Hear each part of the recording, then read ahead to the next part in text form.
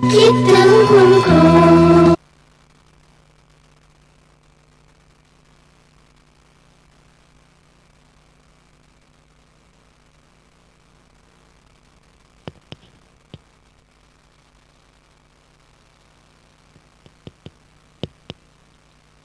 ขอนอบน้อมแด่สมเด็จพระบรมศาสดาพระสัมมาสัมพุทธเจ้าพระองค์นั้นซึ่งเป็นพระอรหันต์ตรัสรู้ชอบเป็นผู้รู้ผู้ตื่นผู้เบิกบานได้ด้วยพระองค์เองขอนอบน้อมเคารพบูชาพระธรรมคำสั่งสอนของพระบรมศาสดาพระสัมมาสัมพุทธเจ้าพระองค์นั้นโดยเสียงโดยเกล่าวขอไหว้สาพระสงฆ์องค์ข้าเจ้าพระเถรานุเถระพระสังฆาธิการครูบาอาจารย์สมภารท่านเจ้าทั้งหลายด้วยความเคารพนอบน้อมบูชาในสัมมาปฏิบัติจุตนจุองค์นะขอรับ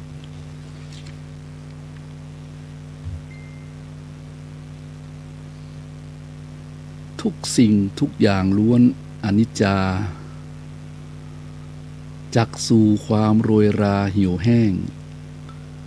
ทั้งมนุษย์เทวดาต่างดับทั่วนาฤดูพันหรือแร้งหลุดพ้นตามกาลความดีรีบทำไว้อย่าคอยชีวิตเราเสื่อมถอยหมดสิ้นความดียิ่งเพชรพลอยประดับกายนาหากชีวิตดับดิ้นติดต้อยอำนวยผลขอไว้สาบารมีธรรมครูบาอาจารย์อยู่ตนเจ้าองค์นะครับพระเถรานุเถระเพื่อนพ้องน้องพี่สาธมิกทุกท่านนะครับวันนี้ขอความสุขความเจริญในธรรมจงมีแก่ญาติโยมทั้งหลายวันนี้รายการธรรมะสว่างใจธรรมะเพื่อการสืบสารและเพิ่มแรงบันดาลใจวัดชัยสถานป่าเศร้าน้อยตำบลสันปุเลยอำเภอดอยเก็ดจังหวัดเชียงใหม่วันนี้บ่ายวันนี้ออกอากาศที่สถานีวิทยุคลื่นเพื่อการศึกษาพระพุทธศาสนาและวัฒนธรรมวัดฝายหิน 104.5 อำเภอเมืองจังหวัดเชียงใหม่ซึ่งก็มีท่านพระอาจารย์ในสถานีผู้สร้างบารมีทรหดอดทนอาจารย์พระครูสมุวิศวัตวรกิจโจนะเจ้าวาดวัดฝายหินนะท่านเป็นผู้อำนวยความสะดวกควบคุมคลื่นเครื่องเสียงควบคุมสถานีนะเป็นนายสถานีผู้สร้างบารมีธรรมวันนี้ก็ต้องขออนุโมทนาสาธุการเป็นอย่างที่สุดนะครับ วันนี้รายการธรรมะสว่างใจมาที่นี่เวลาบ่ายญาติโยมท่านสาธุชนทั้งหลายอยู่ที่บ้านก็คงจะฮ้อนหน่อยเนาะและก็อยู่ใต้ถุนอาคารก็คงจะพอดีอยู่แต่ถ้าพาอยู่กลางแจ้งนี่ก็คืออยู่ข้างในบ้านในใต้ร่มไม้ชายคาเด้อแดดมันค่อนข้างจะจัดจ้านพอสมควรวันนี้ปกติผู้จัดรายการก็จะเป็นอาจารย์พระครูสิริอมรพิรัตน์พอดีวันนี้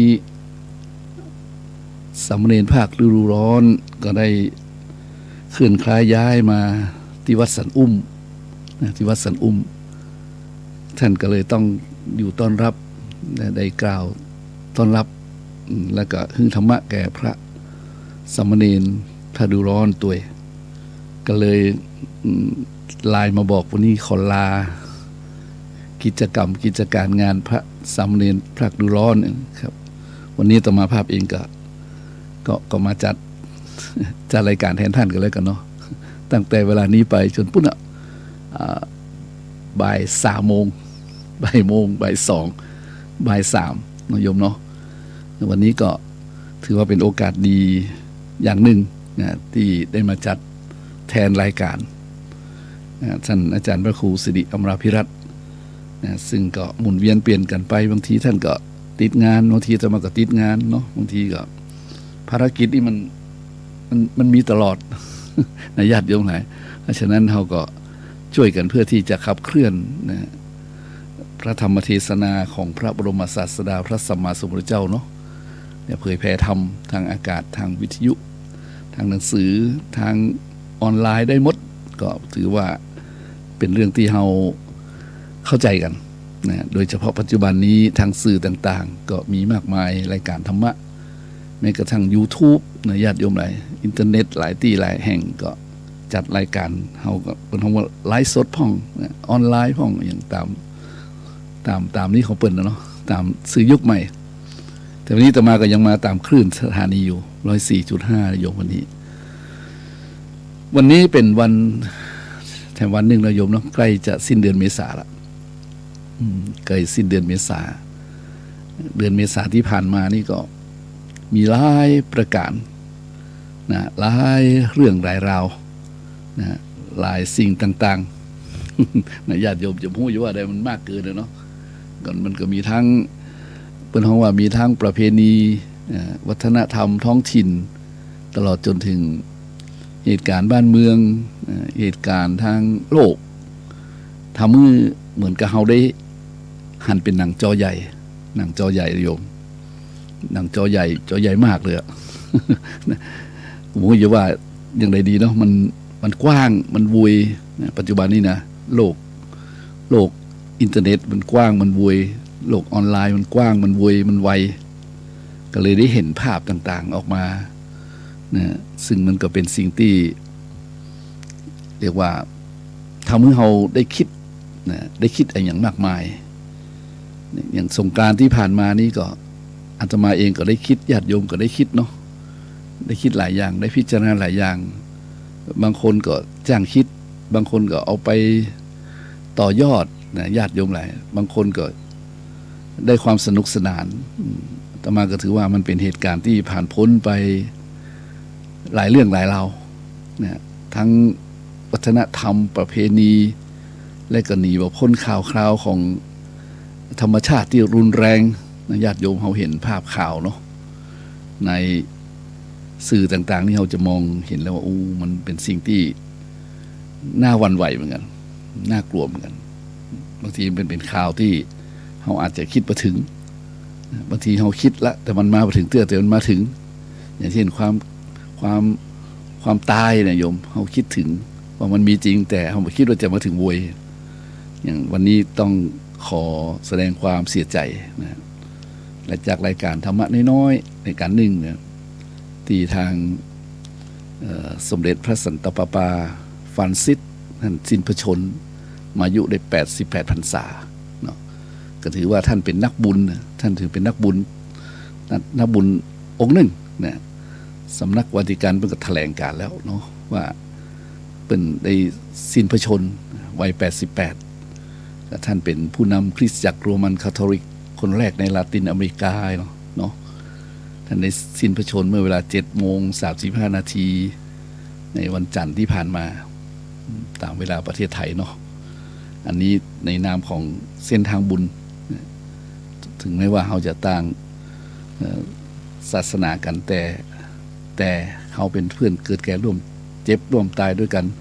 และพระองค์ก็เป็นผู้ที่นำบุญของนักบุญทั้งหลายตัวดังนั้นก็ต้องขอส่งใจไว้อาลัยส่งบุญส่งกุศลไปสนับสนุนให้ท่านไปที่ท่านปรารถนาในสัมปรายภพของท่านเนาะอันนี้ก็ขออูจากใจกันแล้วกันเพราะเราเห็นคนที่เป็นมีบุญวาสนาบารมีนี่บางทีเขาก็ชื่นชมเพิ่นนะโยมเนาะเขาก็ชื่นชมเพิ่นอย่างเป็นพระสันตะปาปาเขาก็ชื่นชมในประเทศเขาต่างลัทธิต่างนี้เขามีความ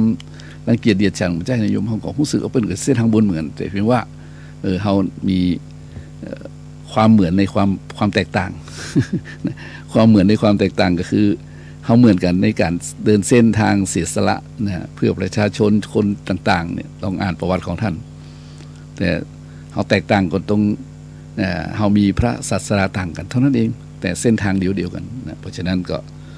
บางทีเราก็ร่วมแสดงความเสียใจไว้อะไรส่งบุญได้เนาะเป็นตามสภาพของเพื่อนที่ร่วมโลกเกิดแก่เจ็บตายร่วมกันเท่านั้นพอเนาะวันนี้ขออนุโมทนาบุญไปคือท่านเด้อสาธุตัวโยมนะวันนี้สำหรับวันนี้อาตมาเองก็ขอนำเข้ารายการกับรายการธรรมะสว่างใจธรรมะเพื่อการสืบสารและเพิ่มแรงบันดาลใจจากวัดชัยสถานนี่ก็จัดมาหลายปีเหมือนกันโยมเนาะเพื่อว่าท่านทั้งหลายจะได้ฟังได้คิดได้พิจารณาวันนี้ก็นอกจากข่าวใหญ่นะเรื่องของท่านสันตะปาปาแล้วนะยังมีข่าวใหญ่ที่เราวันนี้อาตมาจะนำมาให้ท่านทั้งหลายได้พิจารณาเพราะว่าเหตุการณ์นี้มันเกิดขึ้นในบ้านเฮาเนาะซึ่งมือละที่อาตมาบ่ได้ยินคำนี้นะแต่คำนี้มันเคยมีวันนี้เลยให้หัวข้อเรื่องที่จะอู้ต่อไปว่าเรื่องภัยในวัฏสงสารภัยในวัฏสงสารโยมวันนี้จะอู้เรื่องนี้เพื่อเป็นข้อคิดสะกิดใจและเป็นประโยชน์จากการฟังในวันนี้เดี๋ยวท้ายๆรายการอาตมาก็จะเปิดสายให้ญาติโยมได้โทรมานะตอนนี้ยังฟังโทรเด้อนะเรื่องภัยในวัฏสงสารนี่เราเคยได้ยินกันมายาวนานนะโยมมากมายมหาศาลนะในวัฏฏะนี้และก็ภัยในวัฏสงสารนี้พระพุทธเจ้าเปิ้นมาแสดงให้เราหันเมื่อละโยม 2,600 ปีแล้วอย่างที่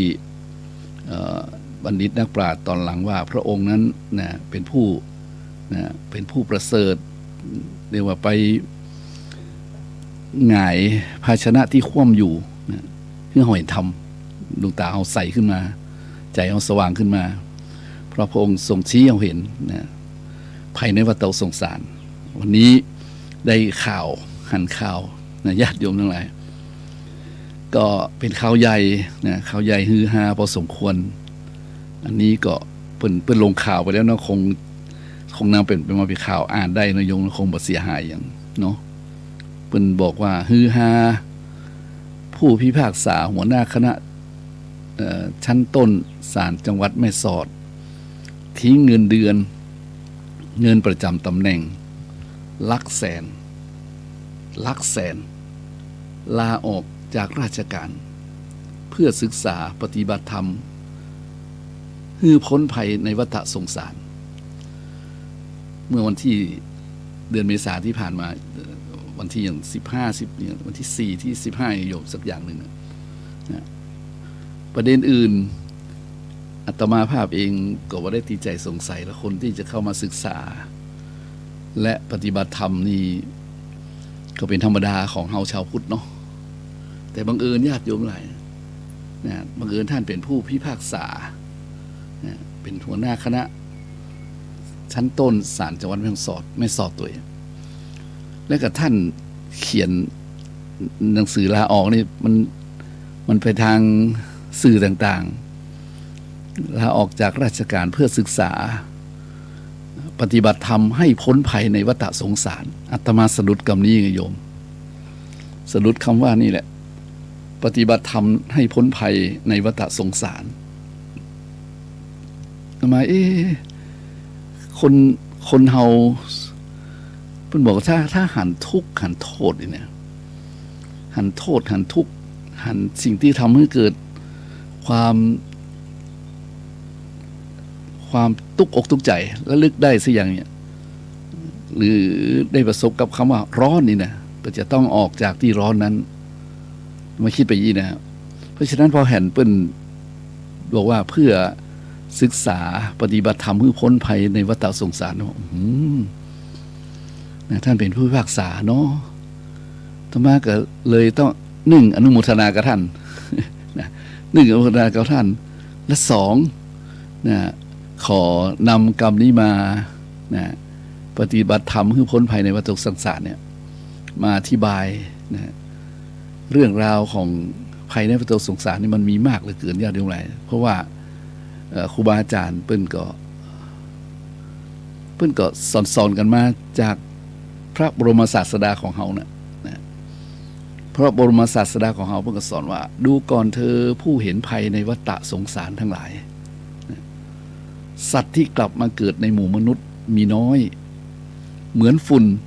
ในเล็บมือของเรา โดยที่แท้สัตว์ที่พากันไปเกิดเป็นอย่างอื่นนอกจากมนุษย์มีมากเหมือนฝุ่นในพื้นปฐพีใหญ่โยมเนี่ยแถมคำเลยโยมเนาะมันซึ้งใจอะดูก่อนเธอผู้เห็นภัยในวัฏสงสารทั้งหลายสัตว์ที่กลับมาเกิดในหมู่มนุษย์มีน้อยเหมือนฝุ่นในเล็บมือของเราในเล็บมือของเราโดยที่แท้สัตว์ที่พากันไปเกิดเป็นอย่างอื่นนอกจากมนุษย์มีมากเหมือนฝุ่นในพื้นปฐพีใหญ่เหมือนฝุ่นในพื้นปฐพีใหญ่มันเห็นชัดอะโยมแต่ว่าที่โยมเห็นว่าพระเจ้านี่มันเปรียบเทียบได้คมมากเลยได้เห็นชัดเลยพื้นปฐพีใหญ่มันก็เต็มด้วยฝุ่นนะโยมแล้วก็เล็บมือของตถาคตเล็บมือของพระตถาคตเล็บมือเรามันนิดเดียวโอ้มันช่างชัดเจนเหลือเกินพออาตมาได้ยินคำว่าภัยในวัฏสงสารเนี่ยเพื่อปฏิบัติธรรมให้พ้นภัยในวัฏสงสารจากท่านผู้พิพากษาหัวหน้าคณะชั้นต้นของเพิ่นนี่นะที่บรรลาออกเนี่ยที่ลงข่าวทั่วไปนะอาตมาก็เลยมาคิดถึงเรื่องราวต่างๆนะในวัฏสงสารนี่ตามที่เราศึกษามาเนาะเอาวันนี้มีคนเห็นภัยในวัฏสงสารแล้วโดยเฉพาะท่านเป็นนี่ก็เลยจะนำเรื่องนึงมาเล่าให้ญาติโยมฟังเรื่องนี้เกิดขึ้นสมัยไหนละโยมสมัยพระพุทธเจ้ายังทรงพระชนอยู่แล้วก็แสดงว่า2,600 กว่าปีละนะ2,600 กว่าปีนี้ก็มีพระภิกษุนะผู้เลิศในด้านเรียกว่าในด้านฤทธาอานุภาพถ้ามหาโมคคัลลานะท่านเป็นผู้เลิศเอตทัคคะในด้านฤทธิเดชต่างๆท่านก็มีเพื่อนอยู่องค์หนึ่งนะชื่อพระลักขณะในครั้งกันนั้นเนี่ยเป็นเล่าโยมสมัยหนึ่งพระผู้มีพระภาคเจ้าประทับอยู่ณพระเวฬุวันเขตกรุงราชคฤห์พระลักขณะกับพระมหาโมคคัลลานะพักอยู่บนเขาคิชกูฏครั้นเวลาเช้าตรู่ทั้งสององค์ก็เข้าไปบิณฑบาตในกรุงราชคฤห์วันหนึ่งเมื่อทั้งสององค์กลับจากบิณฑบาตหลังจากฉันภัตตาหารเสร็จแล้วจึงพากันไปเฝ้าพระผู้มีพระภาคเจ้าถึงที่ประทับถวายอภิวาทแล้วนั่งณที่สมควรครั้งนั้นพระลักขณะ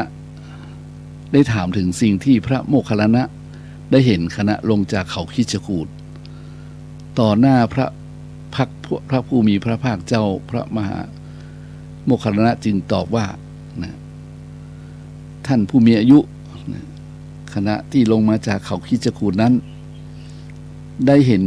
กุมพันธเปรตแปลว่าเปรตอันทะโตเท่าหม้อลอยอยู่กลางอากาศเมื่อเปรตนั้นเดินไปก็ยกอันทะของตนพาดไว้บนบ่าเมื่อนั่งก็นั่งทับอันทะนั้นนั่นแหละและมีฝูงแร้งฝูงกาฝูงเหยี่ยวต่างก็โผทลาตามจิกตัวถึงลูกอันทะของเปรตนั้นทำให้เปรตส่งเสียงร้องครวญครางด้วยความเจ็บปวดแสนสาหัสนี่ไปถามกันหน้าพระพุทธเจ้าโยมพระโมคคัลลานะเปิ้นหันอย่างนั้นในครั้งนั้นพระผู้มีพระภาคเจ้าจึงได้ตรัสกับพระภิกษุทั้งหลายว่าที่มาเฝ้าวันนั้นว่าภิกษุทั้งหลายเอ๋ยสาวกทั้งหลายที่มีจักษุมีญาณก็มีอยู่สาวกที่รู้หันสิ่งนี้ย่อมเป็นพยานได้อันที่จริง ตะก้อนเฮาก็หันละนะแต่พระพุทธเจ้าตะก้อนเฮาเคยเห็นกลุ่มพันธเปรตเนี่ยเหมือนกันแต่ยังมาได้เปิดเผยสู่สาธารณชนพระพุทธเจ้าว่าแต่มาได้พยากรณ์นะแต่มาได้พยากรณ์คือบ่ได้เปิดเผยสู่สาธารณชนเถอะเพราะการเปิดเผยสู่สาธารณชนพยากรณ์นั้นจะบ่เป็นประโยชน์เกื้อกูลซ้ำยังจะเป็นทุกข์เป็นโทษยาวนานแก่ผู้บ่เชื่อบ่ถือเราภิกษุทั้งหลายเปรตตนนั้นเคยเป็นผู้พิพากษาที่กินสินบนนี่นะ แล้วตัดสินคดีอย่างไม่เป็นธรรมในกรุงราชคฤห์นี้เองเพราะผลกรรมนั้นเขาจึงตกนรกหมกไหมอยู่หลายร้อยปีหลายพันปีโดยเศษกรรมที่ยังเหลืออยู่เขาจึงได้อัตภาพเปรตเช่นนั้นป้าเราญาติโยมหลายอาตมามุงอาตมาก็คิดไปร้อยปันอย่างเหมือนอาตมานะผู้เห็นภัย ผู้เห็นภัยแล้วก็ผู้ปฏิบัติธรรมให้พ้นภัยนี่ในวัฏสงสารนี่ก็คือหมู่เฮาเขาเนาะนักบวชก็ดีพระภิกษุสงฆ์นักปฏิบัติธรรมก็ดีเนี่ยที่เห็นแล้วมันน่าเบื่อเนี่ยเกี่ยวกับข้องกับการเวียนว่ายตายเกิดกันแก่เจ็บตายนะกันทุกข์ทั้งหลายเนี่ยก็ออกบวชมีมากมายแต่ท่านที่ลงข่าวนี่ท่านใส่เลยนะโยมใส่ความเห็นของท่านไปในหนังสือลาออกเลยนะว่าเพื่อศึกษาปฏิบัติธรรมให้พ้นภัยในวัฏสงสารอาตมาอ่านแล้วอาตมาอึ้งเลยแล้วก็คิดถึงเรื่องนี้เลยซึ่งเรื่องนี้มาอ่านมาเมินนะเนาะวันนี้ก็เลยมาอ่านให้ญาติโยมฟังว่าเรื่องราวความจริงมันแบบเนี้ยนะคือมีเปรตนะอันทะโตเท่าหม้อนะ เปรตอันทะโตเท่าหม้อมันใหญ่มากเลยนึกถึงหม้อโยมลอยอยู่กลางอากาศเมื่อเปรตนั้นเดินไปก็ยกอันท่าของตนไปตัวโยมยกไว้บนพาดบ่าไปตัวมันจะทรมานขนาดไหนมันนั่งก็นั่งทับฝูงแรงฝูงกาฝูงเหยี่ยวแมลงอย่างกับโผทลาตามจิกถึงนี่เนาะมันก็โหยให้เสียงร้องโครวญครางด้วยความเจ็บปวดแสนสาหัสพระโมคคัลลานะเปิ้นหันเปิ้นตาติบแล้วมาเล่าพระพุทธเจ้าฟังพระเจ้าก็เลยบอกว่าวิบากกรรมเป็นอย่างนี้เพราะเนี่ยเคยเกิดเป็นผู้พิพากษาที่กินสินบนและตัดสินคดีอย่างไม่เป็นธรรมในกรุงราชคฤห์นี้เองเพราะผลกรรมนั้นเขาจึงตกนรกหมกไหมอยู่หลายร้อยปีหลายพันปีญาติโยมฟังแล้วคิดอย่างผม อาตมาแล้วโอ้โหนะยิ่งประเดี๋ยวนี้เนาะเหตุการณ์บ้านเมืองทั้งไทยและเทศทั่วโลกนะมันก็ต้องมีคดีความกันแต่ละวันแต่ละเดือนเนี่ยเนาะมากมายมหาศาลแล้วไผ่พ่องจะค้นคว้าจะอ่านหนังสือเหล่านี้โยมแต่วันนี้มีแล้วนี่ไงโยมผู้ลาออกนี่ไงนะเพื่อนคงจะอ่านหนังสือเพื่อนคงจะอ่านธรรมบทเพื่อนคงจะอ่านเรื่องเหล่านี้และเพื่อนคงจะเห็นเนาะมันเป็นสิ่งที่น่ากลัวเป็นสิ่งที่น่ากลัวจริงๆเลยโยมนะเพราะว่าการเวียนว่ายตายเกิดในวัฏสงสารนี้หลวงปู่ครูบาอาจารย์เพิ่นบอกว่าไงหลวงปู่ครูบาอาจารย์เพิ่นบอกว่ามันเป็นสิ่งที่น่ากลัวจัดเพราะว่ามันเป็นสิ่งที่บ่เที่ยงแท้แน่นอนนะบ่เที่ยงแท้แน่นอนคือต้องเปลี่ยนแปลงไปตลอดเพราะฉะนั้นหลวงปู่ครูบาอาจารย์เพิ่นว่าย่อมจะต้องท่องเที่ยวไปเกิดในโลกภพภูมิต่างๆดีพ่องดีบ้างชั่วพ่องชั่วบ้างสุขบ้างทุกข์บ้างปะปนกันไปอยู่เช่นนี้มันบอกว่าอีเลยนะโยมย่อมจะต้องท่องเที่ยวไปในเกิดโลกดีบ้างชั่วบ้างสุขบ้างทุกข์บ้างปะปนกันไปอยู่เช่นนี้ถ้าไปเกิดในโลกที่ดีมีความสุขเช่นเทวโลกพรหมโลกก็นับว่าเป็นการดีแต่ทีนี้ถ้าพลาดพลั้งลงไปเกิดในโลกชั่วเช่นอบายภูมิแล้วย่อมเป็นการยากนักหนาที่จะยกตนขึ้นจากโลกชั้นต่ำได้ ต้องเสวยทุกขเวทนาไปแสนหมื่นแสนนานแต่ประการหนึ่งครูบาอาจารย์ว่าอะไรเพิ่นบอกว่าการท่องเที่ยวในวัฏสงสารนี้นะมันมีการที่สิ้นสุดอันนี้สำร้ายมากคุณบอกนะเป็นว่าการท่องเที่ยวในวัฏสงสารนี้ยังเป็นการท่องเที่ยวไปไม่มีวันที่สิ้นสุดอีกด้วยโอ้ญาติโยมมันหาต้นหาปลายบ่เจอเลยน่ากลัวมากตัวเฮานี่ก็ต้องเวียนเกิดเวียนตายอย่างนี้ซ้ำซากอยู่ซ้ำซากวนเวียนอยู่อย่างนี้มันน่ากลัวโยมว่าภัยที่น่ากลัวหลวงปู่ครูบาอาจารย์บางตนบางองค์เป็นระลึกชาติใดบอกว่าตัวเฮานี่แหละเกิดมาแล้วหมูกี่ครั้งนับก็บ่ถ้วนแต่มันหลงเนี่ยลืมเนี่ยเพราะว่าชาติภพมันปิดมันบังเอาไว้จะมาเมินมานานเฮาเลยต้องตายมาละแต่แล้วก็เกิดแถมญาติโยมเลยวัฏสงสารนี้จึงเป็นภัยที่น่ากลัวยิ่งกว่าภัยทั้งหลายประเด็นมาอยู่ด้วยว่าทำอย่างไรจึงจะออกจากวัฏสงสารซึ่งมีภัยอันใหญ่หลวงนี้เสียได้ในญาติโยมอะไรประเด็นมาอยู่ตรงว่าถ้าเห็นภัยแล้วนะจะทำอย่างใดให้ออกจากภัยอันใหญ่หลวงนี้ได้ประเดี๋ยวนี้มีคำของท่านผู้พิพากษาสนเด็จพระอดีตไปแล้วเนาะก็ต้องขอบคุณท่านนะที่ท่านกล้าบอกว่านะเพื่อตัดภัยนะเพื่อปฏิบัติธรรมให้พ้นภัยในวัฏสงสารปฏิบัติธรรมนะเพื่อให้พ้นภัยก็คือการเวียนว่ายตายเกิดซึ่งท่านต้องมีความเชื่อหมู่เฮาก็ต้องมีความเชื่อแล้วมันก็โยมและภัยที่มันเกิดขึ้นในภพชาติมันน่ากลัวขนาดไหนบางคนจนต้องได้สละบางคนมันบอกโอ้เพิ่นที่เพิ่นลงข่าวนะเพิ่นบอกว่าท่านผู้พิพากษาคนนี้มีเงินเดือนนะของข้าราชการเนี่ยเงินเดือนของ 70,000 ปลายโยมว่าเงินประจำตำแหน่งถึง 40,000 ปลายเอาว่าเดือนละแสนประมาณนั้นเดือนละแสนท่านทิ้งเลยน่าคิดกับโยมว่าต่อมาว่ามันเป็นสิ่งที่น่าคิดมากๆเลยมันจะคิดน้อยๆนะในสภาพของปัจจุบันนี้จะมาถึงบอกเลยว่าคนตาทิพย์โดยเครื่องมือทางวิทยาศาสตร์นั้นมีแต่มีมากมายแต่คนที่ตาทิพย์ตาเห็นธรรมจริงๆเนี่ยโยมก็มีอยู่นะแต่ออกมายืนยันแต่นี้ตนนี้คนนี้มันออกมายืนยันทำไมต้องขออนุโมทนาในความกล้าหาญของท่านภัยในวัฏสงสารคือพ้นภัยในวัฏสงสารในสงสารในสังสารวัฏนี้มันมีการเวียนว่ายตายเกิดจริงๆมันมีภพมีภูมิจริงๆนะมันมีสิ่งต่างๆที่เราไปคิดว่ามันจะมีโยมนะฮะเราไปคิดว่ามันจะมีนะแต่มันมีอยู่แค่จริงๆแหละโยมนะอย่างคำที่เราเ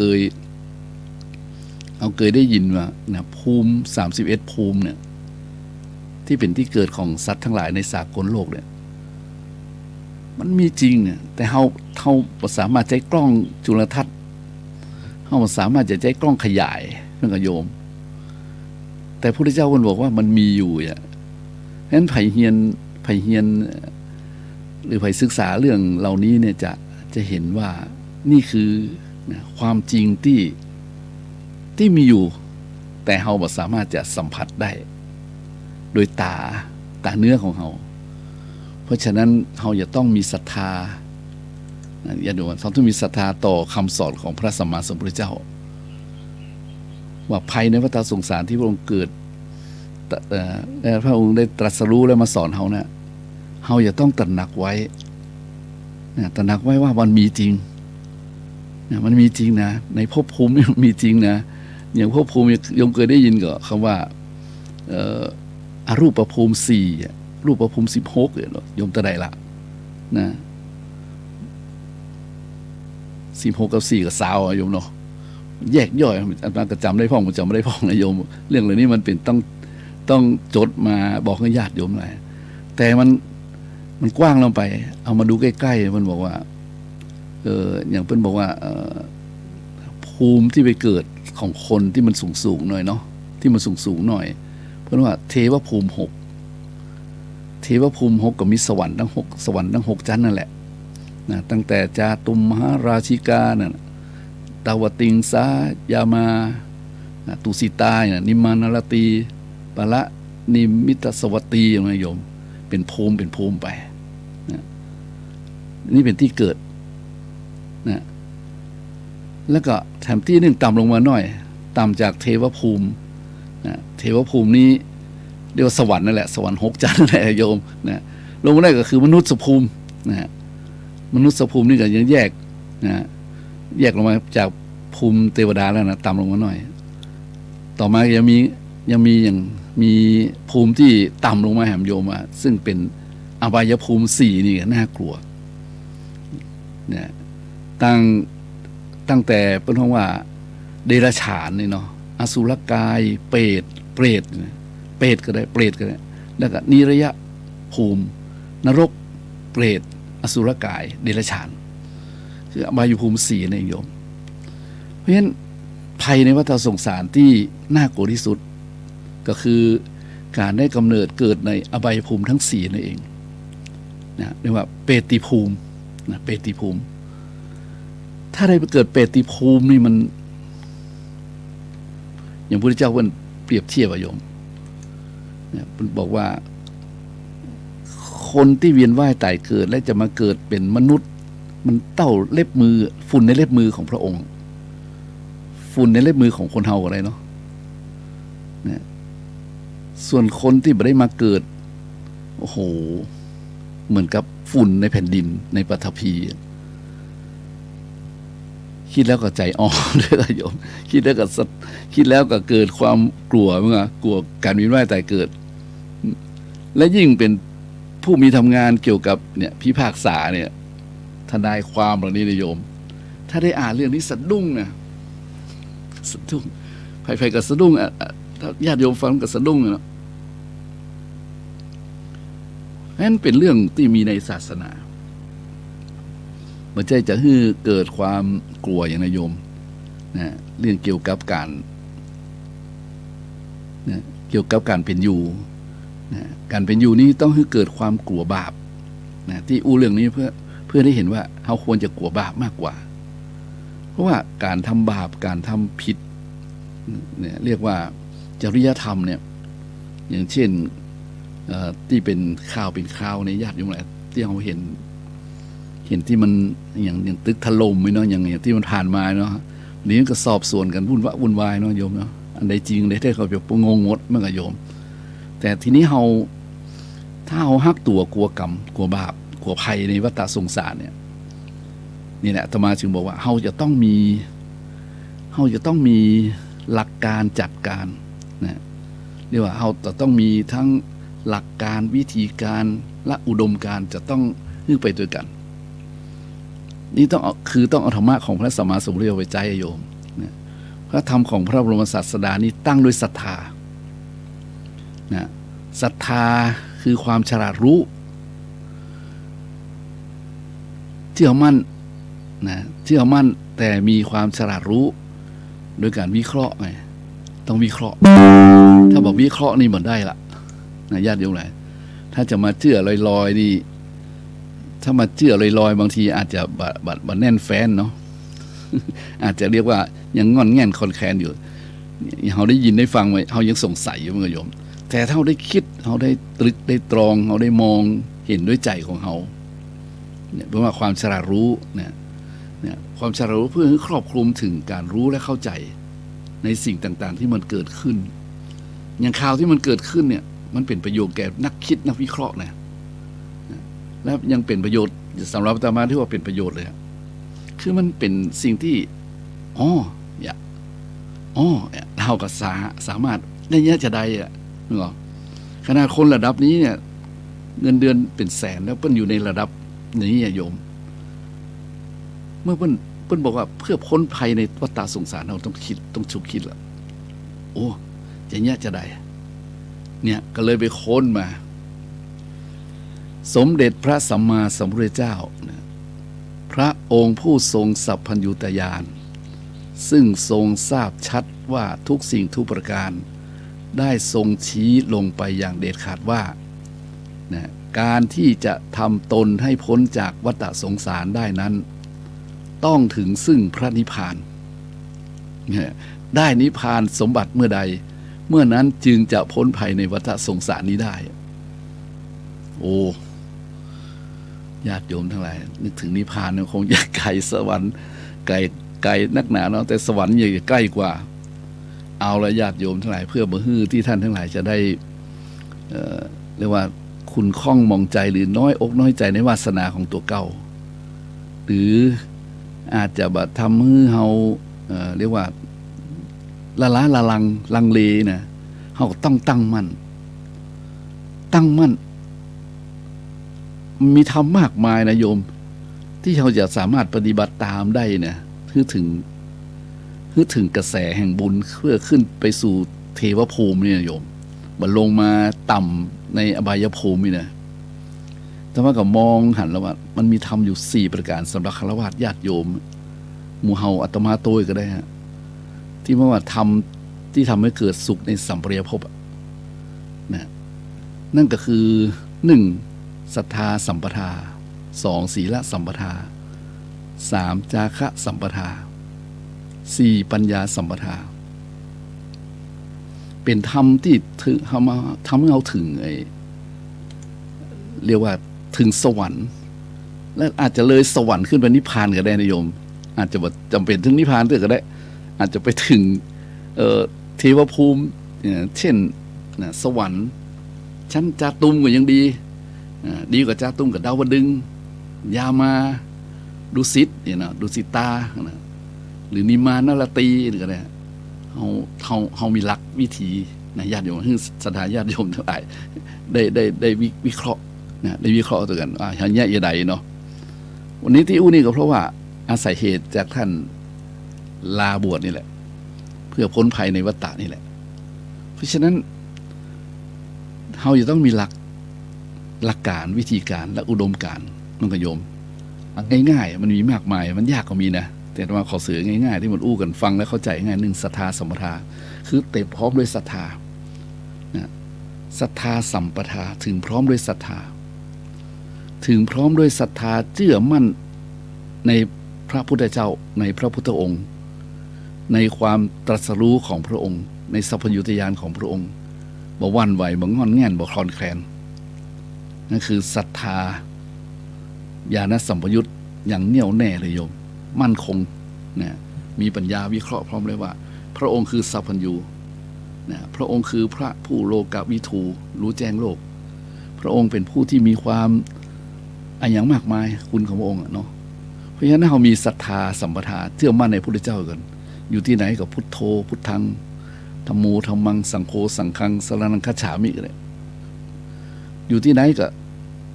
นะโมตัสสะภะคะวะโตโตสัมมาสัมพุทธัสสะอยู่ตลอดเวลาและพร้อมกันนั้นอยู่ที่ไหนก็มีศรัทธาศรัทธาอย่างเชื่อลงไปลึกๆเลยว่ากำลังตรัสรู้ของพระบรมศาสดาพระสัมมาสัมพุทธเจ้านี้นั้นเป็นกำลังที่ยิ่งใหญ่นะและพระองค์ทรงปรารถนาดีคือเจ้าโลกทั้งหลายคนทั้งหลายออกจากวัฏสงสารที่ยาวนานนี้เพราะฉะนั้นเรามีศรัทธาถึงพร้อมด้วยศรัทธานำมาซึ่งประโยชน์ในการอย่างเราการรักษาศีลการเสียสละมันก็โยมและการฝึกหัดสมาธิทำสติสมาธิให้อยู่ยงคงกระพันได้เนี่ยก็เพราะว่ามีศรัทธาเป็นเก้าศรัทธาเป็นต้นเพราะฉะนั้นขอท่านหลายจงเกิดศรัทธาเชื่อบาปบุญคุณโทษเชื่อกฎแห่งกรรมเชื่อทำบุญได้บุญเชื่อทำดีได้ดีเชื่อด้วยว่ามันนี่แหละโยมมันไม่เสียหายอ่ะแล้วก็ขอให้เชื่อเลยไปถามว่าพระเจ้าเปิ้นอู้ถึงเรื่องภพภูมิเนี่ยภพภูมิในวัฏสงสารเนี่ยนะครับบ่ต้องไปสงสัยละเพราะฉะนั้นบ่ต้องไปสงสัยว่าสวรรค์มีจริงก่อนนะอาตมาบอกแล้วว่าถ้าเขาเชื่อแล้วเขาบ่ต้องสงสัยนะครับสวรรค์มีจริงภพภูมิมีจริงๆนะ แล้วมันมีสูงยิ่งขึ้นไปเพราะฉะนั้นพระเจ้าเพิ่นหันมาหมดแล้วเพิ่นหูเพิ่นหันในวันคืนตรัสรู้ไงโยมอย่าลืมนะว่าพระพุทธเจ้านั้นก่อนที่เพิ่นจะตรัสรู้เนี่ยเพิ่นบำเพ็ญบารมีมาโอ้โหนับเป็นหมื่นเป็นหมื่นปีว่าเนาะ400,000อสงไขยปลายมหากัปมันหนักขนาดไหนมันมากขนาดไหนโยมก็คิดเอาคนเดียวกันเลยกันเพิ่นเปรียบเทียบเห็นมันเมินยาวนานมากและเมื่อพระองค์ตรัสรู้นะพระองค์ได้ตาทิพย์เนี่ยได้ตาทิพย์ได้จักษุทิพย์ได้เห็นการเวียนว่ายตายเกิดของสัตว์ทั้งหลายเป็นยังได้ผู้มีศรัทธาทำกุศลกรรมก็ขึ้นไปเกิดกำเนิดตีภพภูมิที่ดีคนใดแต่บ่มีศรัทธาว่าเชื่อมั่นเรื่องบุญเรื่องบาปบ่ทำบุญทำกุศลนี่เสียอย่างกันก็หมุนเวียนกันไปตามยถากรรมท่านได้เห็นเนี่ยการเห็นการเวียนว่ายตายเกิดของสัตว์ทั้งหลายอย่างแจ่มชัดและที่สุดก็คือท่านได้รู้ว่าญาณของพระองค์ญาณของพระพุทธเจ้าเนี่ยเกิดขึ้นแล้วนั่นก็คือการเสี่ยงอาสวะนะเป็นสิ่งที่รู้เฉพาะตนเลยว่าพระองค์เสี่ยงอาสวะแล้วนะอาสวะขยะญาณญาณรู้ว่าเสี่ยงอาสวะแล้วหมดเสี่ยงแล้วพระเลิงก็เลยรู้ว่าพระเป็นพุทธเจ้าแล้วพอเป็นพระเจ้าแล้วท่านองค์ก็เลยบรรลือเสียหน้าเลยทีนี้เพราะฉะนั้นตรงนั้นเป็นประเด็นที่ว่าเฮาเชื่อคนที่บ่มีอาสวะกิเลสโยมอย่างพระพุทธเจ้าเพิ่นมีอาสวะกิเลสรับรองว่าบ่ผิดนะบ่เป็นโทษบ่เป็นภัยเสียอันนี้คือหมายว่าลักคิดในการเที่ยวมั่นเที่ยวมั่นในพระพุทธองค์นะเพราะฉะนั้นเราก็ใช้วิธีนี้นะถ้าคนอื่นเนี่ยจะเขียนหนังสือมาเป็น100 เล่ม1,000 เล่มแต่ถ้าคนผู้นั้นยังมีอิจฉาริษยามีโลภมีโกรธมีหลงอยู่เนาะเอาเปรียบเทียบง่ายๆมันก็เขียนไปตามความโลภความโกรธความหลงความรักความอิจฉาริษยาในใจมันยังมีอยู่อย่างคนที่เขียนนิยายหนังสือนิยายโยมเขียนหนังสือนิยายอย่างเขียนนิยายที่เราอ่านอันก่อนอ่านเป็นเล่มๆแล้วหนังสือต่างๆเนี่ยถ้าคนนั้นเพิ่นยังเป็นคนธรรมดาอยู่ปุถุชนก็อยู่กัลยาณชนนี่มีโลภมีรักมีโกรธมีชังมีอย่างอยู่นะแน่นอนที่สุดเฮาก็ต้องฟังหูไว้หูมึงก่อนแต่อันนี้นะพระอานนท์เพิ่นบันทึกไว้คำสอนของพระพุทธเจ้าเนี่ยอย่าลืมพระอานนท์เป็นผู้ที่ประเสริฐที่สุดนะในบรรดาสาวกทั้งหลายเกี่ยวกับการฟังและการจำจึงได้ชื่อว่าเป็นเอตทัคคะในพระหูสูตรไงพระเจ้าเทศนาที่ไหนรับหลังต่อหน้านะพระองค์จำพระอานนท์ท่านจำไว้หมดนะบันทึกไว้เป็นสารบบเป็นตัวหนังสือนะเพราะฉะนั้นทำให้เรามั่นใจยิ่งขึ้นนะโยมเพราะฉะนั้นท่านอย่าหลงประเด็นไปว่าสิ่งต่างๆนั้นเป็นการโมเมเอามาใจนะเพราะฉะนั้นมันมีหลักมีฐานเพราะฉะนั้นบุคคลใดมีศรัทธาแล้วเนี่ยวิเคราะห์อย่างใดรู้เห็นใดแต่มาเชื่อว่าบุคคลนั้นจะมีแต่ก้าวหน้าในธรรมอย่างก้าวหน้าในธรรมคือพอมีศรัทธามันเป็นต้นเนาะโอ้ศรัทธาคือความศรัทธาคือความเชื่อศรัทธาปัสสัทธะคือความเชื่อความเลื่อมใสความเชื่อความเลื่อมใสมันเกิดขึ้นเมื่อความเชื่อความเลื่อมใสมันเกิดขึ้นในจิตในใจของไผ่แล้วบุคคลนั้นก็ย่อมจะมีความเพียรพยายามมีความเพียรพยายามที่จะเนี่ยนะรักษาศีลพ่องนะบริจาคพ่องนะเจริญจิตตภาวนาพ่องไปตามลำดับเมื่อเจริญอย่างนี้ไปเรื่อยๆตึงรักษาศีลตึงบริจาคทานตึงทำสมาธิภาวนาเหล่านี้แล้วโยมทำไปตามขั้นตอนนั้นถึงแม้ว่าจะบ่ได้นิพพานเตื้อในปัจจุบันชาตินี้แต่มันได้กระแสโยมนะได้กระแสแห่งพระนิพพาน ได้กระแสแห่งพระนิพพานนะถ้าไผ่ถึงกระแสแล้วนะโยมถึงกระแสคือได้สภาวะได้ถึงกระแสนะมันจะเกิดความจุ่มเนื้อเย็นใจขึ้นมานะและอันอย่างนำหน้าเราศรัทธานั่นแหละมีศรัทธาแล้วเนี่ยทำให้เราเกิดรักษาศีลอย่างมีความเพียรพยายามบ่วอกแวกบ่หวั่นไหวคือตานก็เต็มอกเต็มใจนะเวลาปฏิบัติสมาธิภาวนาก็ทำไปตามนะตามที่เพิ่นสอนตามที่ครูบาอาจารย์สอนตามหลักสูตรนะตามที่เฮียนมานะอย่างเรียกว่าอย่างบ่ท้อถอยถึงแม้ว่าบางครั้งบางคราวร่างกายอาจจะอ่อนแอนะโยมมันมีหรอ ความแก่มันมาเยือนมันก็อ่อนแอความเจ็บไข้มันมาเยือนก็อ่อนแออาหารอากาศที่มันบดพอดีมันก็ทำให้อ่อนแอได้เหมือนกัน มันก็อ่อนแอเพราะฉะนั้นเวลามีร่างกายอ่อนแอแต่จิตใจเนี่ยโยมมันยังบ่ท้อถอยนี่แหละมันยังบ่ท้อถอยมันยังขมักเขม้นเนี่ยเพราะมันเห็นภัยเนี่ยมันจะยืนยัดอยู่ญาติโยมถ้าไผ่ทำได้คนนั้นอาตมาถือว่าถึงกระแสตามที่ครูบาอาจารย์บอกว่าถึงกระแสก็คือเข้าใจแล้วในกระแสแห่งพระนิพพานเนี่ยเข้าใจแล้วนะเข้าใจแล้วเข้าใจดีนี่มันถึงกระแสละถ้าถึงกระแสแล้วมันก็บอกใจว่ามันจะหล่นไว้ที่ไหนมันจะต้องก้าวหน้าโยมเพราะฉะนั้นอาตมาจึงบอกว่าท่านทั้งหลายเขาโชคดีที่สุดนะที่เกิดมาแล้วนะได้ห่วมพระพุทธศาสนาถึงเขาจะไกลพระศาสดาขนาดไหนก็ตามแต่เขาได้ชื่อว่าอยู่ในใต้ร่มนะบารมีธรรมอันยิ่งใหญ่ของพระบรมศาสดาเนี่ยท่านยังเป็นต้นโพใหญ่ต้นใบไทรหนาที่เขาสามารถเข้าไปมีศรัทธานะแล้วสามารถเข้าไปเรียกว่าสร้างกุศลบารมีให้กับตัวเขาโดยอาศัยพระธรรมคำสอนที่พระองค์ได้ตรัสรู้แล้วก็เปิ้นก็ได้บันทึกไว้แล้วเนี่ยเขาเป็นคนบ่หลงทางแล้วโยมเขาเป็นคนบ่หลงทางแล้วเพราะฉะนั้นแต่เห็นข่าวทุกวันนี้มันคือคนมันหลงทางไงคนมันหลงทางคือคนมันเนาะก็อาตมาเข้าใจอยู่ว่าคนมันมีอินทรีย์ต่างกันนั่นเองเมื่อคนมีอินทรีย์ต่างกันคนมันมีความแตกต่างกันเพราะว่านานาจิตตังนะนานาจิตตังก็เลยเป็นนั้นเข้าใจกันได้ว่าบางคนนี่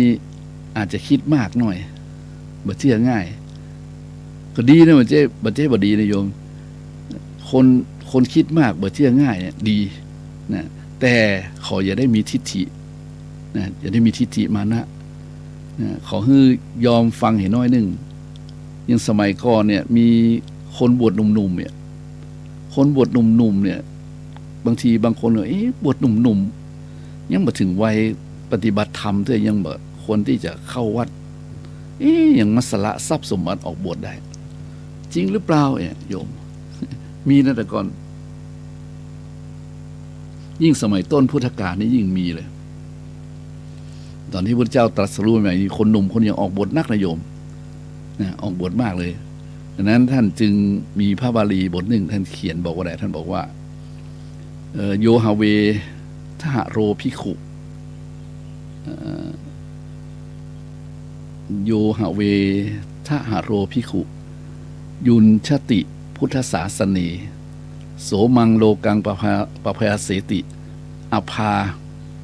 มุตุโวมุตโตนะวจันทิมา แปลว่าภิกษุใดแลยังหนุ่มนะภาคเพียรอยู่ในพระพุทธศาสนาภิกษุนั้นย่อมยังโลกนี้ให้สว่างดุจพระจันทร์ที่พ้นจากหมอกเมฆสว่างอยู่ฉะนั้นอันนี้น่าคิดมากภิกษุใดแลยังหนุ่มคนหนุ่มมันต้องมีภิกษุได้อุบาสกอุบาสิกาใดยังหนุ่มแต่ภาคเพียรอยู่ในพระพุทธศาสนาย่อมยังโลกนี้ให้สว่างดุจพระจันทร์ที่พ้นจากหมอกเมฆสว่างอยู่นั้นอยู่ฉะนั้นแต่ว่าก็นึกถึงท่านผู้พิพากษานิยมท่านหันภัยท่านออกบวชท่านเพียรซึ่งเหล่านี้บัดเจ้มีปัจจุบันนี้เนี่ยมันมีแต่อดีตและโยมคนที่หันภัยนี้มีเพราะว่ามีบุพกรรมที่ตัวเองได้ทำมายังมีเรื่องเป็นเล่าไว้สามเณรติสสะนี่นะสามเณรติสสะนี่ความจริงแล้วเวียนภพเวียนชาติได้ไวมากคือเอาตามที่มาจำได้นะโยมเรื่องเป็นเล่าไว้ว่าพระสารีบุตรของเขาเนี่ยพระสารีบุตรผู้ซึ่งเป็นพระเอตทัคคะ ยอดเยี่ยมทางปัญญาอัครสาวกเบื้องขวาผู้ยอดเยี่ยมทางปัญญาคู่กับหาโมคคัลลนะอัครสาวกเบื้องซ้ายผู้เลิศฤทธิเดชเตจะฤทธีเนี่ยพระสารีบุตรเนี่ยเปิ้นมีเปื้อนของป่อเป็นเศรษฐีเรียกว่าเป็นเศรษฐีมีฐานะเท่ากันเป็นเศรษฐีที่มีความคุ้นเคยกันนอกจากมีฐานะเท่ากันแล้วก็ยังความคุ้นเคยกันแล้วก็เคารพนับถือกันเนี่ยคนหนึ่งทีนี้ต่อมาท่านเศรษฐีเนี่ยก็ถึงคราวล่มจมเกิดขึ้นตั้งอยู่แล้วก็ดับไปทรัพย์สมบัติสิ่งของเงินทองมันพินาศได้นะมันมีขึ้นแล้วก็ดับได้กลายเป็นเศรษฐียากจนคนเคยรวยเคยมีอยู่มาสมัยก็มีเนี่ยทีนี้ท่านพระสารีบุตรท่านก็ฮู้ว่าท่านผู้เป็นพ่อถ้าเป็นเพื่อนของพ่อเนี่ยเป็นเศรษฐีคนเคยรวยเนี่ยประเดี๋ยวนี้ตกอับยากจนอยู่ท่านก็คิดจะสงเคราะห์นะท่านคิดสงเคราะห์ก็เลยไปบิณฑบาตท่านเศรษฐีประหันเพื่อนหันลูกของเพื่อนซึ่งเป็นพระสารีบุตรมาไปกงจักนะบักกล้าออกมาโยมว่าบ่มียังใส่บาตรบ่มีอะไรมาใส่บาตรบ่มียังมาใส่บาตรเมื่อบ่มียังมาใส่บาตรก็บักกล้าออกมาพระสารีบุตรเพิ่นก็ไปฮะเป็นหูเพิ่นก็ไปฮะแต่เพิ่นก็ยังเพียรพยายามนะโยมนะท่านเพียรพยายามพระสารีบุตรมาเป็น2เตื้อ3เตื้อพราหมณ์ผู้เคยเป็นเศรษฐีเนี่ยก็บ่มีทรัพย์บ่มีของใส่บาตรบ่กล้าออกมาโยมเก็บตัวเงียบอาจารย์สารีบุตรก็พระสารีบุตรก็ต้องถอยเป็น 2-3 ครั้งก็ต้องถอยจนวันหนึ่งญาติโยมว่าพราหมณ์ท่านเนี่ยชื่ออย่างตะวันนึกบอกตรงนี้นะพราหมณ์ท่านนี้ก็ได้สิ่งของมาคือได้ผ้าสาดกมา1ผืนแล้วก็ได้อาหารมาชุดหนึ่งเป็นอาหารในชุดหนึ่งเนาะเป็นอาหารชุดหนึ่งที่ได้มานี้เพราะไปเป็นครูสอนเปิ้นพราหมณ์เปิ้นมีวิชานะเป็นพราหมณ์ก็ได้เข้ามาได้ผ้ามาเถอะมานึกในใจวันนี้เฮามีแล้วพราหมณ์ยากจนเนี่ยเฮามีแล้วเฮามีข้าวแล้วเฮามีผ้าแล้ววันนี้ขอเด้อพระสารีบุตรซึ่งเป็นลูกเป็นหลานของเฮาเป็นพระอรหันต์เนี่ยขอมาโปรดกันเถอะถ้าบุญเฮามีวาสนามีคงได้ใส่บาตรเฮาคงจะได้ถวายผ้าเนี่ยปรากฏวันนั้นน่ะพระสารีบุตรหูได้ญาณของท่านนั่งเข้าสมาธิเข้าสมาบัติหูเลยว่าอ๋อตอนนี้พ่อเศรษฐีเปื้อนปองเนี่ยพร้อมเนี่ยท่านก็เดินมาโหดีใจเป็นเฮาต้องดีใจนะมันจะไม่พิเศษแต่ว่านี่พราหมณ์ดีใจยกอาหารที่ตัวเองมีเป็นห้องเข้ามาทุกประญาติของอินเดียสมัยก่อนนะเนาะแบบดีๆหน่อยของพราหมณ์เป็นถวายกันดีหน่อยแล้วก็พระสาดกมาขณะที่มันใส่บาตรนี่มันก็พราหมณ์อย่าใส่หมดเลยโยมเนี่ยเพิ่นเล่าไว้เพิ่นว่าพราหมณ์นี่เพิ่นอย่าใส่หมดทั้งภาชนะมันก็มีภาชนะห้องนะจะใส่ถึงนะเคลียร์ลงบาตรท่านพระสารีบุตรพอหันเกิงนึงพอละอย่างประมาณเนี้ยเกิงนึงพอละพร้าวมาเลยโอ้โหป่อเฮ้ยแล้วนะอย่าตัดรอนกำลังของป่อเลยวะอย่าทำร้ายบุญของป่อเลยอันนี้เพื่อประโยชน์จงสงเคราะห์ป่อในโลกหน้าเตอะจงสงเคราะห์จงสงเคราะห์ป่อในโลกหน้าคือหมายว่าเราต้องอินดูป่อปัจจุบันนี้เราต้องอินดูพ่อนะจงสงเคราะห์พ่อเพื่อโลกหน้าเถอะพอได้ยินนี้พระสาวกก็ต้องเอามือเปิดคือเป็นใส่บาตรหมดเนาะพอใส่บาตรหมดปุ๊บไปไหนโยมเรียบร้อยนั่งฉันถวายผ้าสาดกนะนั่งฉันต่อหน้าเลยเพิ่นบอกนะแต่ว่ากับเรื่องนี้มันนี่เนาะนั่งฉันเสร็จสัดเรียบร้อยได้รับผ้าสาดกเปิ้นก็บอกว่าพราหมณ์กับที่ฐานขอให้ป่อได้ดวงตาหันธรรมได้หันธรรมอย่างที่ลูกได้หันเนี่ยอย่างที่ท่านได้หันเนยโอ้จงเป็นอันเตอะเผื่อที่ฐานอย่างหลายอย่างเนาะพ พระสารีบุตรกับออกจากบ้านพราหมณ์ไปเมื่อออกจากบ้านพราหมณ์ไปแล้วเป็นไงประเมินมานานพราหมณ์ก็เสียชีวิตเนี่ยพราหมณ์ไปเสียชีวิตปุ๊บเนี่ยญาติโยมได้ไปเกิดในท้องพราหมณีคือลูกของเศรษฐีซึ่งเป็นตระกูลอุปถากพระสารีบุตรวนอยู่นั่นโยมว่าเวียนว่ายแต่เกิดอยู่นั่นแล้วคือท่านอาจารย์พระสารีบุตรนี่พระสารีบุตรพระเถระนี่เพิ่นมีชื่อเสียงโด่งดังมากเลยโยมเพราะฉะนั้นก็มีคนเคารพนับถือเพิ่นก็มีคนอุปถากเพิ่นครอบครัวนี่มันมีสะใภ้ในบ้านท่านตั้งท้องขึ้นมาเมื่อตั้งท้องเท่านั้นนะโยมว่าอาการออกเลยนะอาการออกเลยคือโอ้ต้องแพ้ท้องนะแพ้ท้องอยากกินข้าวมัทุปยาตอยากกินอย่างตู้เจ้านะแล้วก็อยากนุ่งห่มอย่างตู้เจ้าเนี่ย อยากนุ่งห่มอย่างตู้เจ้าเนี่ยก็ต้องทำก็เลยนิมนต์พระเถระมามีพระสารีบุตรเป็นประธานอยู่ว่าแล้วก็คือเข้ามัทุปยาตเป็นต้านคณะละออนอยู่ในต้องเลยนะแล้วก็มีหญิงที่ต้องนุ่งห่มผ้าแบบพระเลยนะนุ่งห่มแบบนั้นเลยโอ้โหนะเป็นอันที่ว่าแพ้ท้องหายไปคนแพ้ท้องประหลาดมหัศจรรย์โยมอยากกินข้าวแบบพระกินเพราะว่าเพราะลูกในต้องเนี่ยก็คือพราหมณ์ที่มาเกิดแสดงออกหมดเลยโยมว่ามีการถวายผ้าอย่างรายละเอียดมันก็ค่อยจำค่อยได้มันเนาะฟังมาเหมือนเล่าอ่านมานี่มันยาวนานมันนึกออกตอนนี้ญาติโยมวันนี้สุดมาละอ่อนน้อยนั่นก็ได้มาบวชในพระพุทธศาสนาโยมว่าแล้วก็ได้เป็นพระอรหันต์รูปหนึ่งนะและทีนี้ผลของกรรมของท่านก็คือท่านสามารถทำให้เกิดลาภสักการะลาภสักการะได้อย่างมากมายแล้วก็ท่านสามารถออกบวชเมื่อยามหนุ่มเป็นเด็กเป็นละออนในสำเร็จติสสะนั่นแหละโยมแต่ที่ได้เชิญพุทธภาษิตติเกียนะโยมภิกษุใดแลยังหนุ่มภาคเพียรอยู่ในพระพุทธศาสนาภิกษุนั้นย่อมยังโลกนี้ให้สว่างดุจพระจันทร์ที่พ้นจากหมอกเมฆสว่างอยู่ฉะนั้นมาเล่าญาติโยมฟังตรงนี้เพื่อว่าได้เห็นว่านี่นะคนที่มีความเพียรพยายามมีศรัทธาในโยมไม่จำเป็นต้องเป็นคนหนุ่มต้องเป็นคนแก่เนาะเป็นเด็กหนุ่มก็ได้เด็กน้อยก็ได้นะคนที่มีศรัทธาแล้วจะรักษาศีลว่ายามหนุ่มยามสาวก็ได้นะจะตัดใจออกจากกิเลสกามทั้งหลายได้ก็แล้วแต่ปัญญาวาสนาบารมี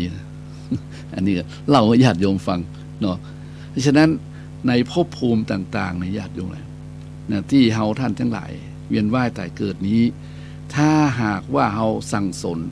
งสมกุศลกรรมเฮาทำแต่กุศลกรรมที่เฮาทำมาอย่างดีเลยเนี่ยคืออย่างดีเนี่ยด้วยศรัทธาเนี่ยเฮารักษาศีลกินทานภาวนานิยมมันจะเป็นเครื่องบ่มเพาะเฮานะเป็นพลังอย่างหนึ่งที่จะทรงยุเฮาหลังจากที่เฮาหมดอายุไขในร่างกายของนี่มันมีอายุไขแล้ว90 ปีไข้ก็ตายบ่ไข้ก็ตายนะโยมเพราะมันอายุไขมันหมดแล้วแต่จิตมันไปเนี่ยโยมมันไปที่ไหนนี่แหละมันไปเทวภูมิไปสวรรค์นะไปสวรรค์แล้วอย่างต่ำมันก็บอกว่ามาสู่มนุษยภูมินะมันมาลงตั้งลุ่มเพราะฉะนั้นบุคคลใดถ้ากลัวภัยนะถ้ากลัวภัยอย่างยกตัวอย่างให้เห็นนะอย่างท่านผู้พิพากษานะโยมเขาสามารถยกตัวอย่างได้ลงที่เขาบ่ได้ไปจับช่วงเขาบ่ได้ไปอย่างสักอย่างที่มันผลประโยชน์มีแต่เพียงแต่ว่ามันเป็นสิ่งที่เขาเห็นว่ามันมีคนเห็นแบบนี้นะท่านลาออกจากเรียกว่าสิ่งต่างๆที่สะดวกสบายนะเพราะการบวชเป็นทุเจ้านี่ไม่ใช่ว่าสะดวกสบายนะโยมบางทีมันมีระเบียบวินัยอีกมากมายที่เราต้องประพฤติปฏิบัติเพราะฉะนั้นเมื่อบุคคลที่มันมีกล้ากล่าวคำว่าเพื่อ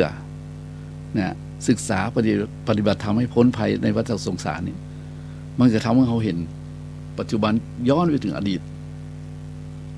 นี่หมายว่าสมัยก่อนโบราณ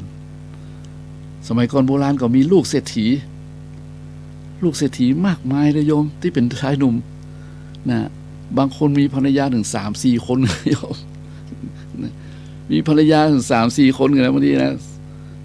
คนสมัยก่อนนะเพิ่นอยู่ของเพิ่นในอันน่ะคนสมัย 2,600 ปีเนี่ยนะมันมีแค่คนนึงไงครอบครัวนึงโยม ลูกชายไปบวชเป็นพระนะสำเร็จเป็นพระอรหันต์แล้วเข้ามาเยี่ยมเนี่ย เข้ามาเยี่ยมบ้านเข้ามาเยี่ยมบ้านอย่างเรียกว่ามาเพื่อมาโปรดบิดามารดาเพื่อให้เลื่อมใสแต่พ่อแม่ยังขุ่นข้องหมองใจอยู่ ที่ลูกชายยังหนุ่มอยู่แล้วออกบวชเนี่ยนะโอ้โหทิ้งทรัพย์สมบัติทิ้งภรรยาออกบวชพ่อแม่นี่บ่ดีใจนะเพราะว่า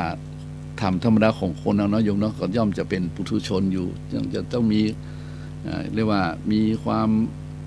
ปรารถนาอยากถึงลูกชายลูกชายนั้นอยู่กับตัวกับตนสร้างครอบครัวสืบสมบัติพระสถานเนี่ยแต่นี้ลูกชายของท่านไปบวชแล้วเป็นพระอรหันต์กลับมาท่านก็บอกให้สาวทั้งหลายในบ้านแต่งตัวสวยสดงามโดยเฉพาะภรรยาแต่งตัวยังงามๆเลยวันนี้ต้องเอาลูกซึกขึ้นได้เนอะอย่างประมาณเนี้ยต้องซึกลูกขึ้นได้เนอะเอาแฟนสู่เจ้าพลิกมาให้ได้เนอะอย่างที่ไหนได้ยอมมาแม่หญิงทั้ง 3-4 คนซึ่งเคยเป็นภรรยาของ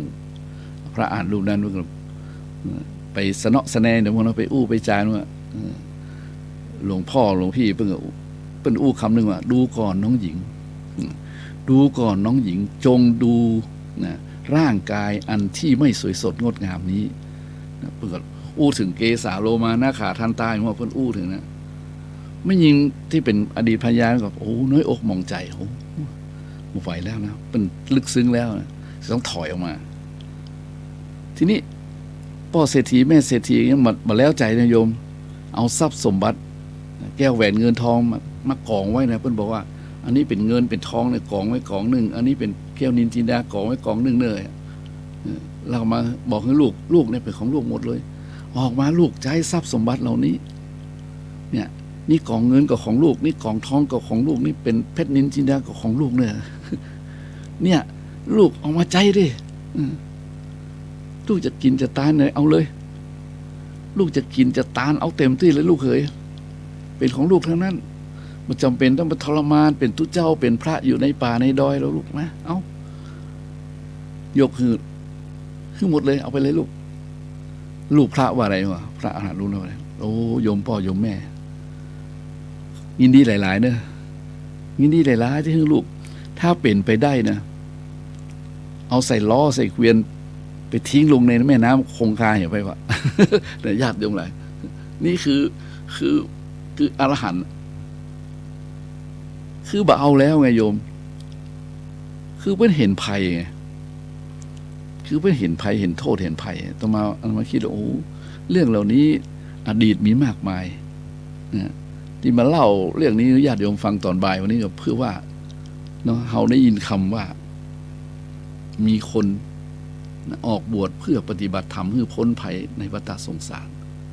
และคนนั้นก็ไม่ใช่คนธรรมดาคนนั้นก็เป็นผู้ยิ่งใหญ่ในการชี้ผิดชี้ถูกนะเป็นผู้พิพากษาท่านคงเฮียนหูท่านคงมีประสบการณ์นะท่านคงจะมีอย่างหลายๆอย่างที่ท่านมองเห็นว่าเส้นทางที่ท่านเป็นอยู่นี้ท่านคงบัดใจจะมาคิดคนเดียวนะมาคงบัดใจแล้วและยิ่งประเดี๋ยวนี้สมัยเราอยู่เนาะมันบัดใจสมัยแต่ก่อนเป็นสมัยที่เป็นเพราะว่าธรรมนิยมเนาะประเดี๋ยวนี้มันเป็นอะไรวัตถุนิยมมั้งแต่ก่อนธรรมนิยมประเดี๋ยวนี้วัตถุนิยมเนี่ยจะเล่าว่าทั้งหมดนี้ประเด็นอยู่นิยมไปชี้เห็นว่าเนี่ยมีคนอยู่ในโลกวัตถุนิยมเนี่ยแล้วก็เป็นถึงผู้ที่มีความรู้สามารถลาออกจากราชการเพื่อศึกษาปฏิบัติธรรมเพื่อพ้นภัยในวัฏสงสารต่อมาได้ยินคำนี้แล้วรู้สึกชื่นใจโยมแปลกขนาดหรอรู้สึกโอ้แต่เรามีคนเห็นซึ่งคำสอนของพระเจ้านี่ศักดิ์สิทธิ์เหลือเกินเนี่ยมาคิดต่างๆนานาของต่อมานะโอ้โหเนี่ยนั้นเลยเห็นชัดเลยมาบอกให้ญาติโยมว่าภัยในวัฏสงสารนี่เป็นสิ่งที่น่ากลัวยิ่งกว่าภัยธรรมชาตินะภัยจากสงครามภัยอย่างแล้วแต่โยมมันจะมาจากคำว่าการเวียนว่ายตายเกิดหมดซึ่งในยุคในปัจจุบันนี้เราก็หันแล้วว่ามันเป็นอย่างที่เนาะมากมายเกินไปที่บางที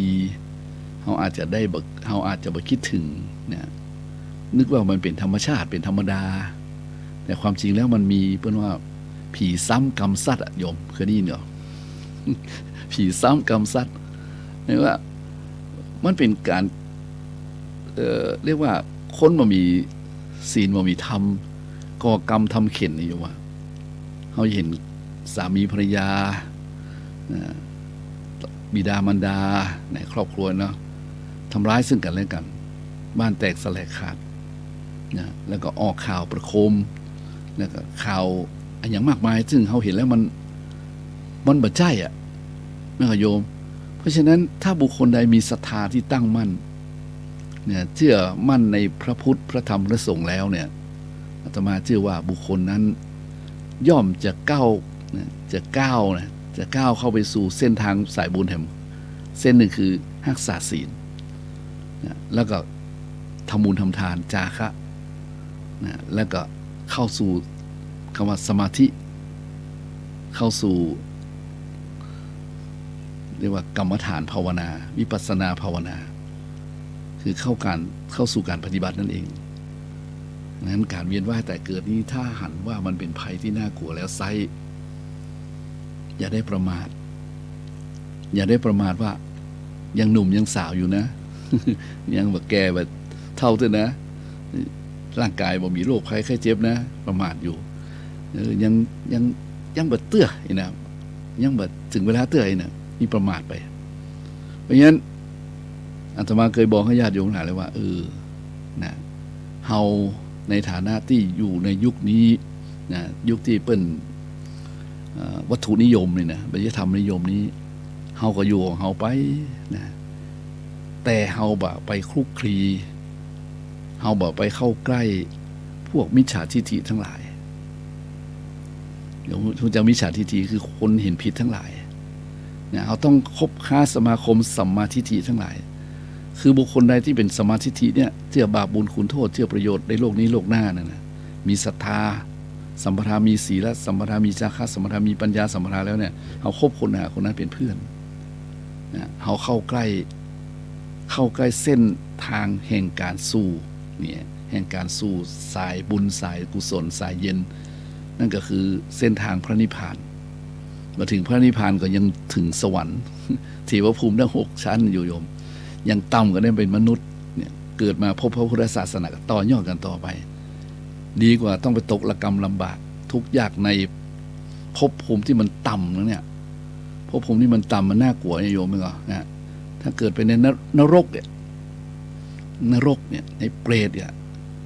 เป็นอสุรกายอะโยมซึ่งบางทีมันประหันมันก็บอกค่อยเชื่อนะเอาว่าเป็นแมวเป็นหมาเป็นเดรัจฉานจ้างม้างัวควายก็น่ากลัวแล้วโยม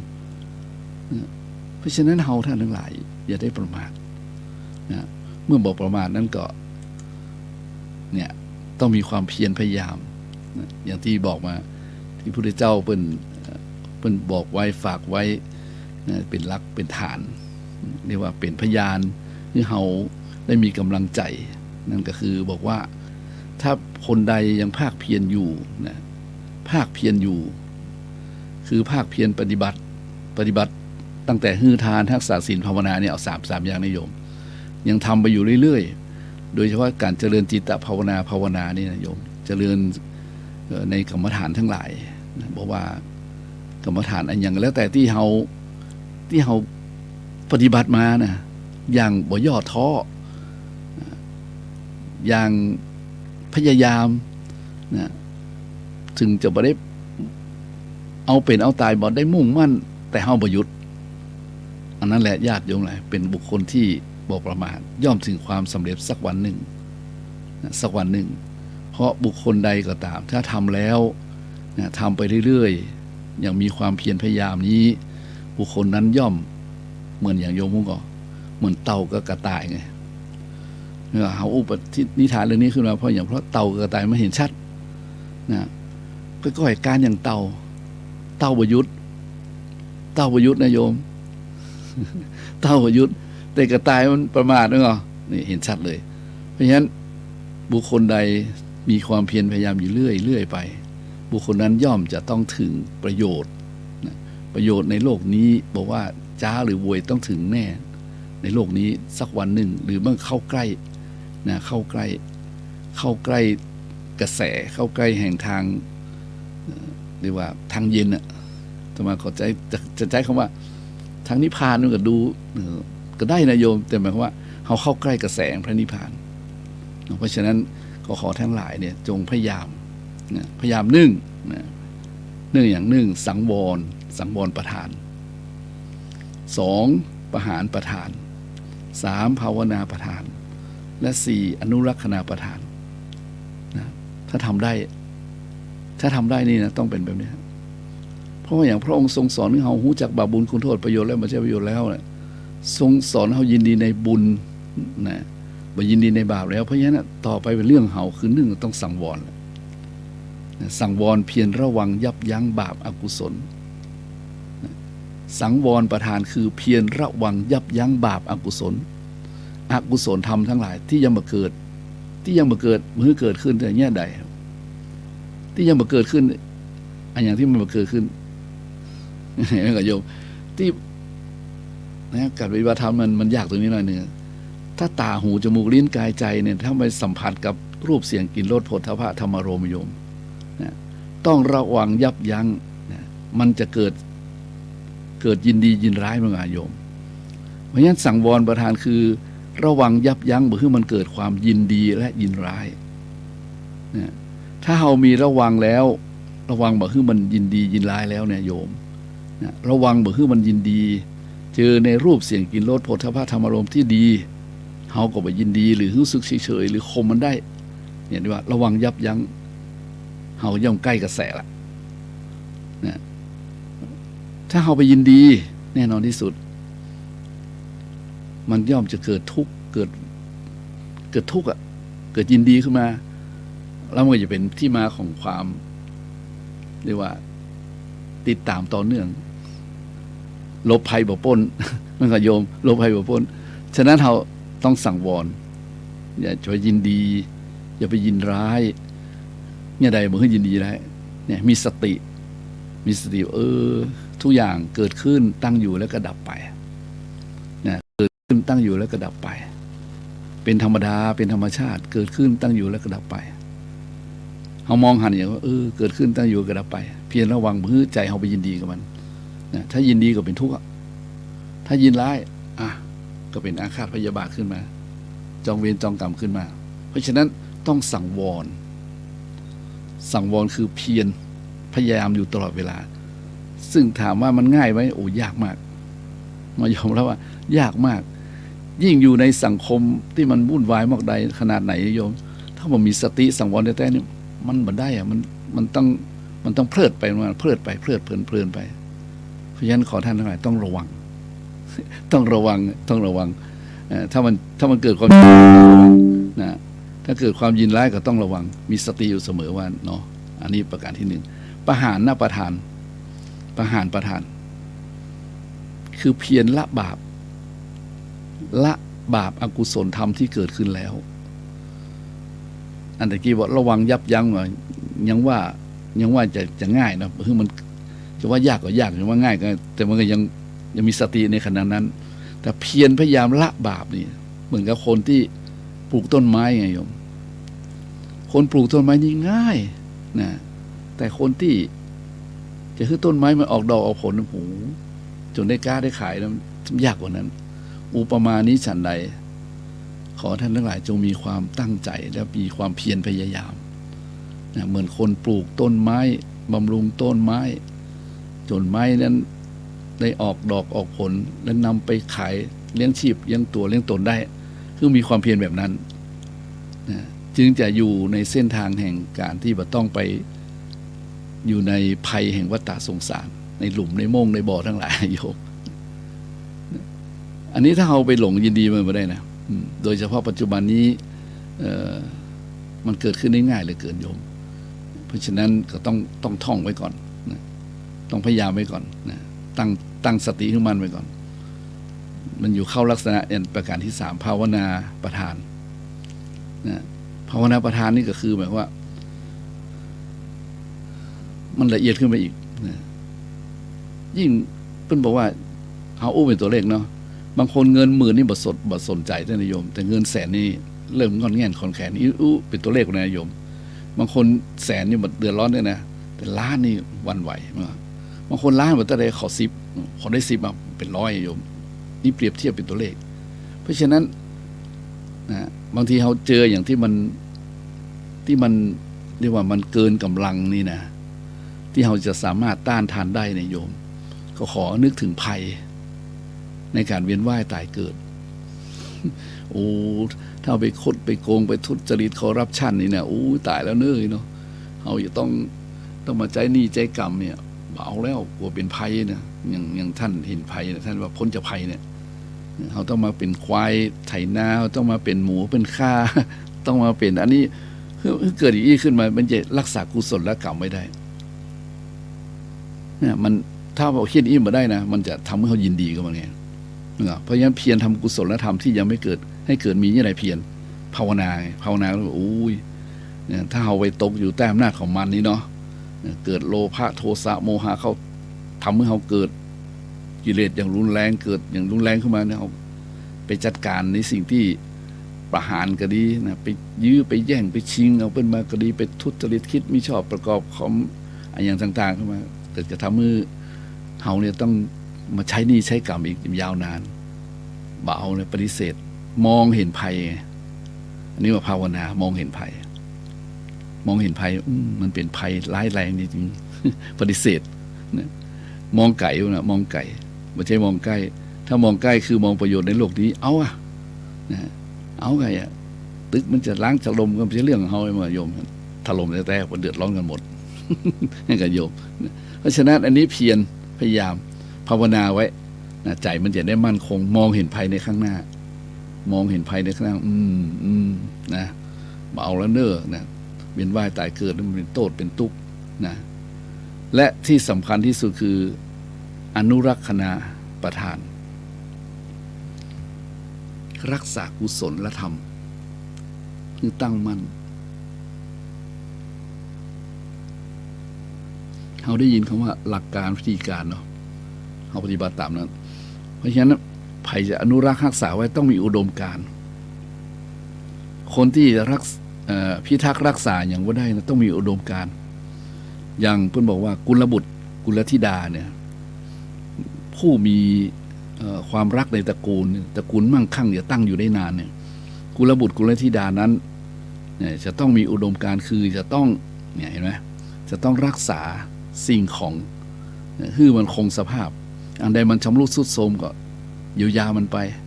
แล้วก็อันใดที่มันหายไปก็หาใหม่มาแทนเนี่ยมันจะได้เพิ่มพูนขึ้นมาประมาณนี้โยมเพราะฉะนั้นถ้าจะอนุรักษ์กันจริงๆเนี่ยนะอนุรักษ์บุญกุศลเนี่ยยากแต่มันก็บ่ยากเกินไปถ้าเราเห็นภัยฟังแล้วก็ยากนะโยมนะเราจะอนุรักษ์รักษาเราจะต้องมีอุดมการณ์ของเราคือว่าเราจะบ่ถอยหลังลงไปเวียนว่ายตายเกิดในอบายภูมิทั้ง4นะก็มีอย่างนรกเปรตอสุรกายเดรัจฉานซึ่งมันเป็นภพภูมิที่น่ากลัวมาก น่ากลัวมากอย่างนั้นก็เลยเล่าเรื่องเหล่านี้ให้ญาติโยมฟังเนาะมาเมินเปิดสายนะโยมเปิดสายให้โยมได้โทรมาคุยของนะว่าบางทีอาตมาตอนบ่ายนี่มันเหมือนตอนพระเจ้านะโยมตอนบ่ายนี่มันทรงพระง่วง นะญาติโยมหลายเพราะฉะนั้นแต่ถึงพระเจ้าเราแล้วก็ตาสว่างนะพระองค์ทรงตรัสรู้สัจธรรมนะอย่างยอดเยี่ยมแล้วเรานำมาบอกมากล่าวญาติโยมเต้าที่กำลังสติปัญญาของเราจะมีแล้วมาให้ญาติโยมฟังได้เนี่ยเพราะฉะนั้นประเด็นนี้ก็มายาวพอสมควรเนาะญาติโยมอาจจะเบื่อฟังโทรมาคุยแต่มาได้เลยนะโยมเนี่ยเปิดสายโทรศัพท์ดังเลยโยมดังเนาะ053-114-332โยมภัยบรรลับภัยฟังอยู่เนาะโทรมาได้ที่โยมเนี่ยโทรมาที่เบอร์053-114-332ที่นี่รายการธรรมะสว่างใจธรรมะเพื่อการสืบสารและเพิ่มแรงบันดาลใจวัดชัยสถานซึ่งอาตมาภาพพระครูพระใจคุณวันนี้มาแทนท่านพระครูสิริอมรพิรัตน์นะ ความจริงถ้าเป็นเจ้าของรายการนี่นะท่านเทศได้สบายตอนบ่ายเนี่ยอาตมานี่ทรงพระง่วงญาติโยมทั้งหลายดังนั้นใครโทรก็โทรได้เลยโยมนะ053114332มาเปิดมาอู้กันได้เพราะว่าบุคคลใดถ้ามีความเห็นใกล้เคียงกันนะแต่ฟังแล้วนี่บางง่วงเนี่ยโยมนะบางง่วงเรียกว่าบางง่วงอ่ะนะก็จะตาสว่างอยู่พอได้ยินคำว่าภัยในวัฏสงสารนี่ก็ตาสว่างนะโยมนะตาสว่างแล้วเพราะฉะนั้นเฮาจะแยกจะใดเมื่อหลงพลัดไปอยู่ในโม่งในหลุมในการเวียนว่ายตายเกิดไปตกอยู่ในอบายภูมิทั้ง4เนี่ยเฮาก็ต้องพยายามนี่ไงสังวรประทานเพียรระวังยับยั้งบาปกุศลทั้งหลายบาปอกุศลทั้งหลายที่มาเกิดขึ้นประหารประทานคือเพียรละบาปละนะตะกี้เพียรระวังเดี๋ยวนี้เพียรละบาปละอกุศลและธรรมที่เกิดขึ้นแล้วเนี่ยหรือมั่นภาวนาทำสติสัมปชัญญะคือมั่นคงมองเห็นภัยในวัฏสงสารเพื่อจะได้รักษาอุดมการณ์นี้ไว้นะเกิดไม่แห่งภพแห่งชาติหนึ่งจะมาต่ำกว่าคนจะมาจนกว่าภัยนะว่าต้องไปเกิดในภพภูมิที่ต่ำเป็นเดรัจฉานกับเปรตกับสุรกายกับนรกกันอย่ามาเอาละเนี่ยคือเห็นภัยนี่มันน่ากลัวโยมนะถ้าเห็นแล้วนี่เป็นว่าเห็นธรรมเพราะฉะนั้นวันนี้ญาติโยมฟังแล้วผิดใจพ้องต่อก็พยายามจะอู้มันสิ่งง่ายๆคือมันง่ายสิ่งยากๆมันง่ายนะมันก็ยากอยู่เพราะฉะนั้นก็ญาติโยมอาจจะได้โทรมาก็ได้เนาะ053114332ที่นี่สถานีวิทยุคลื่น 104.5 ในโยมนะก็เป็นเรื่องของธรรมะก็ว่าโทรเข้ามาได้โทรมานึกว่าโทรมาได้นะสอบโยมรับสายกันเด้อเจริญพรโยมนมัสการเจ้าค่ะท่านพระครูโอ้โหแม่ครูเจริญพร2 ชั่วโมงกว่าเต็มอิ่มฟังแล้วก็รู้สึกว่าต้องร้องเจ้าค่ะอะไรเหรอร้องอะไรเงี้ยสัตว์โลกเนาะคือพระตาสงสารคือไม่รู้นะโยมแม่ทำให้นึกถึงเมื่อก่อนที่เขาลาออกแล้วเขาจะบอกว่าสุขภาพไม่ดีบางรายก็ลาออกเพราะว่าภรรยาป่วยบางรายเขาบอกว่ามีเหตุขัดข้องเลี้ยงดูบิดามารดานี่เจ้าค่ะเป็นการบอกถึงอะไรบางอย่างมีนิดๆนะเจ้าค่ะอ๋อนะเราคิดได้ใช่จะต้องบอกใบ้อะไรสักอย่างหรือเปล่านะเจ้าค่ะทำไมพูดตรงก็ขนาดนั้นนะเจ้าค่ะก็เห็นภายในวัฏสงสารแต่ว่าอาตมามองในแง่ดีว่าเขาได้ดวงใจเห็นธรรมนี่นะเห็นธรรมแล้วเนี่ยเห็นทุกข์เห็นโทษไงตัดสินใจขนาดนี้เงิน100,000 กว่านะเจ้าค่ะเดือนความสุขสบายก็มาอยู่เห็นชัดๆดีเจ้าค่ะได้ทราบข่าวแบบนี้ทำให้การเทศน์อาจารย์วันนี้ก็ลงด้วยสังวรประทานปหานประทานนะเจ้าค่ะว่ามันครับมันต้องเมื่อมีคนเห็นโทษเห็นภัยเราก็ต้องมาต่อขยายความไงนะเราจะได้เห็นมากเลยนะเจ้าค่ะ31ภพภูมิมันละเอียดเยอะแยะมากมายภูมินะเจ้าค่ะเราและน้องแมวน้องหมาอยู่ใกล้ตัวเรานี่ที่สุดละใกล้ตัวเราที่สุดจริงๆให้เราเห็นนะคะอาจารย์31ภพภูมิใครไม่เชื่อก็เห็นอยู่1ภูมิ2ภูมินี่ไงแล้วบุคคลที่สามารถรับรู้บางอย่างได้เขาอาจจะเห็นภูมิอื่นด้วย เช่นเปรตเป็นต้นนะเจ้าคะเท่าที่ฟังมาอ่านมา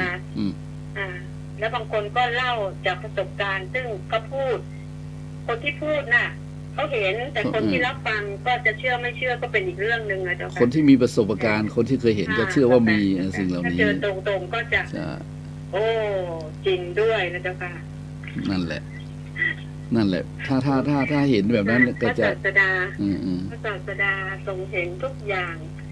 อาจารย์เนาะอย่างแม่ไม่อยากจะพูดที่เป็นคำพูดที่มันชัดๆเจนๆแต่ว่ามันอยู่ในใจนะเจ้าค่ะใช่มันโอเคค่ะมันเห็นมันต้องเดินทางกันแล้วเจ้าค่ะต้องเดินทางไปทางสัมมาทิฏฐิจะต้อง ลดโลภโกรธหลงนะว่าเจ้าสั่งมารับประทานเจ้าค่ะ ใช่มัน สาธุกับขอบพระคุณเจ้าค่ะ เจริญพรเจริญพรสาธุ ขอบพระคุณเจ้าค่ะ มันโยมเมื่อกี้โยมผู้หญิงท่านนี้เป็นผู้ปฏิบัติธรรมเนาะเป็นครูก็พูดจาแบบคุณครูนะก็ถือว่าเป็นผู้มีศรัทธานะแล้วก็เชื่อมั่นในพระพุทธศาสนาดังนั้นท่านฟังแล้วท่านอาจจะคิดแบบของท่านก็ถูกต้องที่ท่านคิดแบบว่าโลภโกรธหลงเป็นธรรมดาใช่เลยโลภโกรธหลงเป็นธรรมดาแต่เราไม่ไปหลงธรรมดาคือโลภโกรธหลงนั้นนี่เราต้องหนีออกมางั้นเราจะทำอย่างไรนี่แหละต้องปฏิบัติตามที่พระองค์ทรงสอนไว้นะให้ไกลจากบาปทั้งหลายทั้งปวงนะแล้วก็ให้เพียรพยายามนะทำบุญทำกุศลก็คือพูดไปพูดมาก็คือว่ากองบุญกองกุศลมันตั้งต้นด้วยทานะบารมีใช่ไหมแล้วก็ศีลบารมีแล้วก็ปัญญาบารมีแล้วก็เนคขมะบารมีมันบารมี10มันจะออกมาเรื่อยๆมันต่อเนื่องกันนะเพราะฉะนั้นเราก็ต้องพยายามต่อไปอู้ไปอู้มาเดี๋ยวหลงกับอู้ไทยก็ไม่ครู นะเพราะฉะนั้นสุดท้ายนี้ก็ฝากอันนี้ไว้นะโยมถ้าไผ่ก็โทรมานะถ้าโทรมาก็โทรไปอยู่ในเรื่อง053-114-332นะจะเอาสิ่งที่ควรปฏิบัติและควรละเว้นในโครงสุภาษิตโสรถไตรยางค์วันนี้เพื่อเป็นประโยชน์และสอดคล้องเกี่ยวกับการที่แสดงธรรมโดยอาศัยของโยมผู้เห็นภัยในวัฏสงสารแล้วออกจากราชการมานี่นะเราจะต้องมีสิ่งที่เคารพ3อย่างในโครงบทนี้เปิ้นเขียนว่า3สิ่งที่3สิ่งควรเคารพนะ3สิ่งควรเคารพนะคือศาสนา1แล้วเนาะความยุติธรรม2และความประพฤติเป็นประโยชน์ทั่วไปถ้าไผ่ยึดหลักนี้ยึดหลักอื่นมาได้ก็ยึด3อย่างนิยมเนอะเพราะว่าอันนี้เป็นโครงเก่าโบราณนะสุภาษิตโสรถไตรยางค์นะสิ่งที่ควรเคารพหมายความว่าเคารพนี้คือเคารพด้วยการปฏิบัติศาสนาเพราะฉะนั้นไผ่เคารพศาสนาต้องปฏิบัติตามศาสนาถ้าเรายืนยันว่าศาสนาของเรานั้นเป็นศาสนาที่ดีนะเราต้องเคารพคำสอนของศาสดาของเราที่บ่ฮื้อเบียดเบียนซึ่งกันและกันไม่ก็โยมเนี่ยแต่ละศาสนาเนี่ยเปิ้นบอกว่าเปิ้นดีเฮาดีเปิ้นดีเฮาดีนะต่างคนต่างดีเนี่ยถ้าดีจริงๆแล้วทุกศาสนาเพื่อจะสอนเหมือนกันว่าอย่าเบียดเบียนซึ่งกันและกันบ่ทำร้ายซึ่งกันและกันนะบ่ทำร้ายบ่ฆ่าเปิ้นบ่ฆ่าคนอื่นถึงแม้ว่าความเห็นมันจะบ่ตรงกันนี่เนาะเนี่ยความเห็นมันอาจจะบ่ใจมาจากศาสดาของเฮาเนาะแต่ถ้าหากว่าเคารพตามศาสนาครับเคารพตามคำสอนของพระศาสดาแล้วเนี่ยก็คือการปฏิบัติตามคำสอนคำสอนก็คือนี่แหละบ่เบียดเบียนซึ่งกันและกันบ่ทำคนอื่นนึกเดือดร้อนบ่วุ่นวายบ่ฆ่าคนนั้นคนนี้ตายเพราะต่างศาสนาอยู่ตรงประเด็นไปเลยเพราะปัจจุบันนี้เราเห็นแล้วเนาะอย่างที่มีข่าวมานะที่สามเณรที่จังหวัดอย่างทางภาคใต้นายโยมเนาะเพื่อนอยู่วินทบาทเดี๋ยวไปยิงเพื่อนเนี่ยหันภาพในนี่แหละเนนให้โยมเนนให้ก็อีดูไปเนาะเราก็นึกถึงใจเขาใจเรานะใจเขาใจเราอยู่ด้วยกันอย่างสันติสุขดีกว่าเพราะประเดี๋ยวนี้อย่างเพราะว่ามันแรงเกินไปนะเพราะว่าอย่างกระจังถ้ามันแรงเกินไปนั้นมันไม่ได้ใจนะ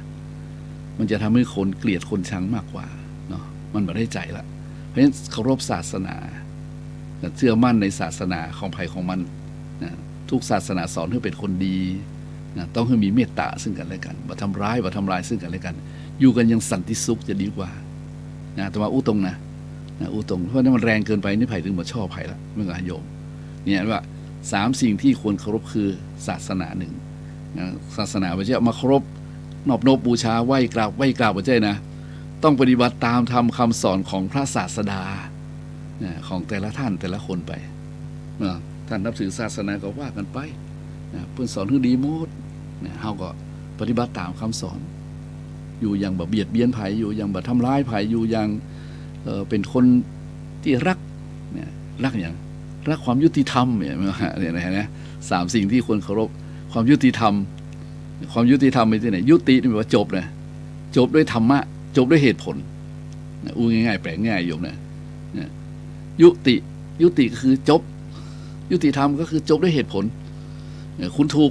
โอเคผมยอม ให้กับโยมคุณถูกดิเอาเหตุผลว่าหรือเปล่าเอาเหตุผลว่าเหตุผลว่าคุณถูกคุณทำถูกคุณทำดีเขาก็จบ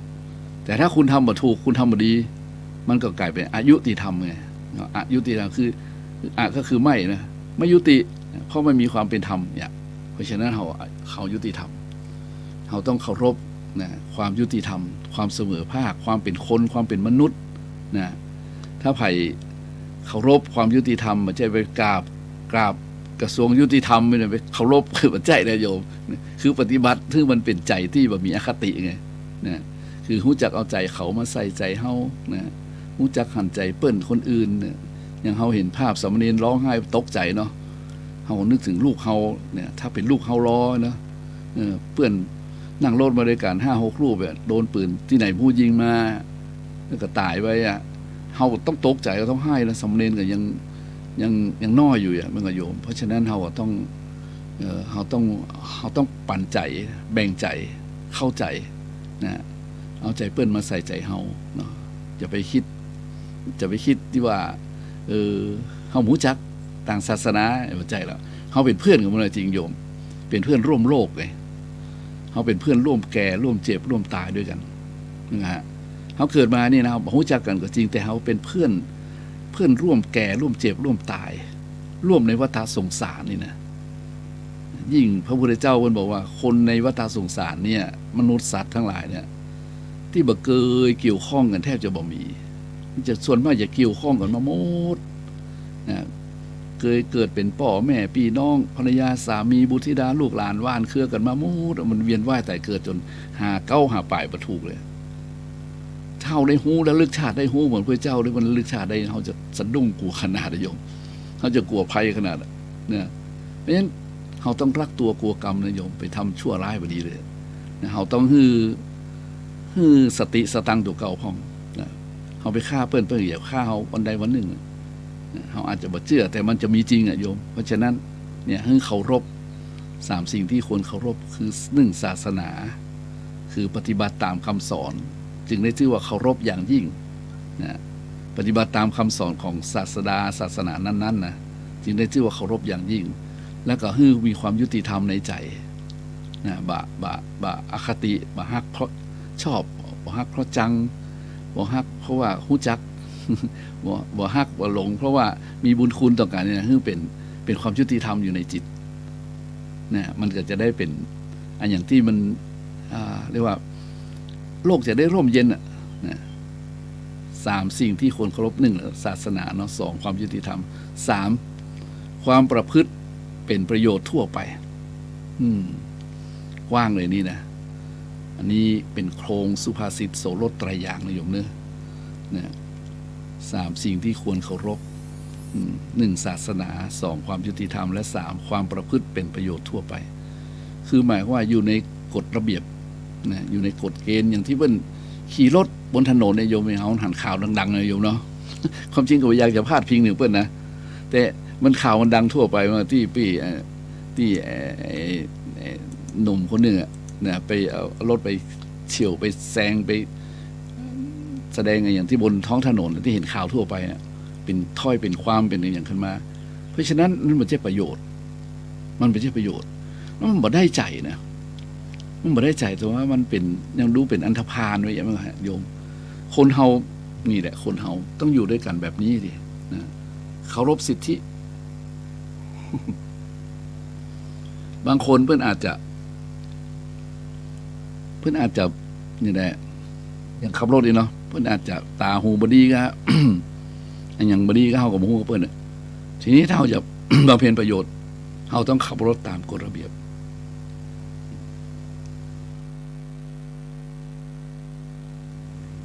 เราเคารพกฎจราจรก็ที่เรียกว่าบำเพ็ญประโยชน์บนท้องถนนเนี่ยมันต้องประพฤติแบบนี้โยมแต่ว่าคนที่มีเสน่ห์นี่ นอกจากคนอ่อนน้อมถ่อมตนเนี่ยคนที่สร้างบุญสร้างกุศลเนี่ยก็คือคนที่ประพฤติเป็นประโยชน์โดยทั่วไปหันเปิ้นดายหญ้าข้างถนนเนี่ยเปิ้นทำความสะอาดสาธารณะเนี่ยญาติโยมไหนหันเปิ้นบำเพ็ญประโยชน์ที่เป็นจิตอาสาโยมเราต้องยินดีกับเปิ้นเราต้องยินดีกับเปิ้นจะไปคิดว่าเปิ้นนี้ทำหวังผลประโยชน์ตอบแทนนี่เนี่ย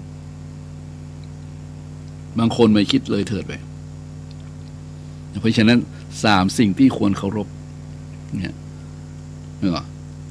แล้วก็มี3 สิ่งที่ควรยินดีเนี่ย3 สิ่งที่ควรเกลียดอีกวันนึงนะเอา3 สิ่งที่ควรเกลียด3 สิ่งที่ควรเกลียดนะก็บ่ได้เป็นของธรรมะนะมาเล่าฟังว่าเฮาเป็นธรรมะสืบสารนะโยมสิ่งที่ควรเกลียดมีอยู่3 อย่างนะนี่หมายถึงตามโครงสุภาษิตโสรถไตรยางค์นะ3 สิ่งที่ควรเคารพคือศาสนาความยุติธรรมความประพฤติเป็นประโยชน์ทั่วไป3 สิ่งที่ควรเกลียดคือบ่ควรทำ 1. ความดุร้าย 2. ความหยิ่งกำเริบ 3. ความอกตัญญูธรรมะว่าชัดเจนมากเลยชัดเจนเลยโยมนะถ้าเราเคารพศาสนาปฏิบัติตามธรรมคำสอนของท่านพระศาสดาของเราและเราเป็นคนที่มีความยุติธรรมในใจและเรามีความเสียสละเป็นจิตอาสาเราเป็นคนมีเสน่ห์เลยเห็นไหมทีนี้เราจะต้องเป็นคนที่จังสิ่งเหล่านี้ตัว 1. ความดุร้ายเราต้องเกลียดเราต้องจังเพราะฉะนั้นเราอย่าต้องบ่ทำตนเป็นคนดุร้าย ให้กับโยมคนดุร้ายเราเอาบ่ชอบมันฮ้อนเลยมั้ยอ่ะคนไหนที่มันดุร้ายที่มันโหมันเหมือนกับสัตว์เดรัจฉานที่มันสวกกล้าโยมมันอย่างเช่นเสือสิงงูสัตว์ที่ดุร้ายทั้งหลายหรือแม้แต่สุนัขที่มันดุร้ายเนี่ยหมาที่ดุร้ายเนี่ยโยมเฮายังเกลียดเฮาลังจังมึงฮะถ้าเป็นคนดุร้ายล่ะแต่ก่อนนี่อาตมามองเห็นคนที่มันอยู่ในคุกในคอกตารางโยมเฮามันนึกถึงโอ้โหคนนี้มันต้องร้ายจริงๆมันร้ายจริงๆบ่ใช่ว่าร้ายเพราะฆ่าคนอย่างนี้โยมไปหลอกลวงเอาเพิ่นมาเข้าของมันไปหลอกไปอย่างแก๊ง call center เนี่ยมึงอะโยมเนี่ยบางทีได้ยินข่าวโยมแก๊ง call center ที่ข่าวที่แล้วที่ลงข่าวดังๆที่ฮือฮากันกำเนี่ยเพิ่นบอกว่าไปประเทศจีนนี่เพิ่นบอกว่าคนนี้มันดุร้ายมันไปหลอกไปลวงไปโกงอย่างเพิ่นมานะด้วยวาทศิลป์ของมันเนี่ยอู้จ้างนี่นะหลอกจ้างนี่นะ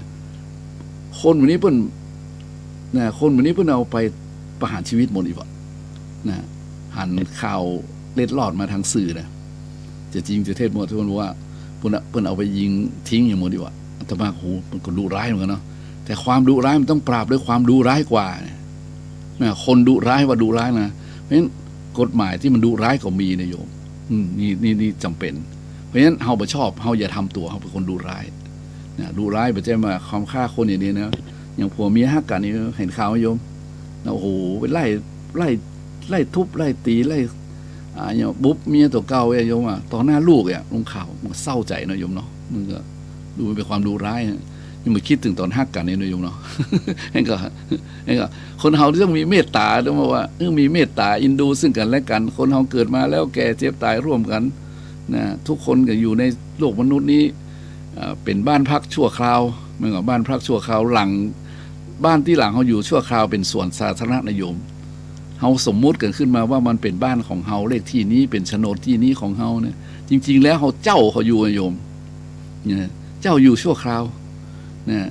เจ้าอยู่ชั่วคราวคืออย่างประเมินมานาน100 ปีก็ต้องจากหลังนี้ไปแล้วเอาไปตัวบ่ได้ดิเพื่อเขาต้องคืนทั้งหมดไงเขาเจ้าจากอย่างเจ้าจากธรรมชาติเนี่ยเจ้าจากดินน้ำลมไฟบางคนมันคิดไปถึงไงโยมมันก็คิดว่าเป็นของเขามันก็เลยห่วงทรัพย์สมบัติสิ่งของเงินทองดุร้ายนะวันนี้สูญมาตายไปนี่เป็นเพลทเป็นผีมั้งทุกข์กลีลำบากมั้งเหรอเกิดเป็นงูโยมงูไม่ใช่เป็น มันจะเป็นธรรมดาโยมงูบางตัวเป็นปูโสมเฝ้าทรัพย์เลยโยมเพราะความดุร้ายที่ห่วงทรัพย์สมบัติสิ่งของตายแล้วกลายเป็นงูมีนะตายแล้วกลายเป็นงูเพราะฉะนั้นมันมาจากความดุร้ายนั่นแหละห่วงทรัพย์ห่วงของที่ฆ่าคนนี้คนนั้นเพราะฉะนั้นเราต้องระวังอย่างที่ความดุร้ายเราต้องมีเมตตาเนี่ยแถมอย่างนึงความยิงกำเริบนะความยิงก็คือความยโสโอหังเห็นไหมความยโสโอหังมันทำให้เดือดร้อนเนี่ยโยมพ่อแม่ก็เดือดร้อนอย่างขับรถบนท้องถนนนี่ว่าก็ขับไปดีๆอย่างกับอดเอาอย่างน้อยกับมันต้องมาเป็นข่าวหน้าหนึ่งมันต้องมาเปิดวิพากษ์วิจารณ์เอาเข้าเดี๋ยวนี้จะลามปามมาโยมจะลามปามไปเป็นการเสียหายนะตั้งพักตั้งนิ้วไปกันใหญ่เลยตอนเนี้ยนะมันมาจากความยิ่งกำเริบ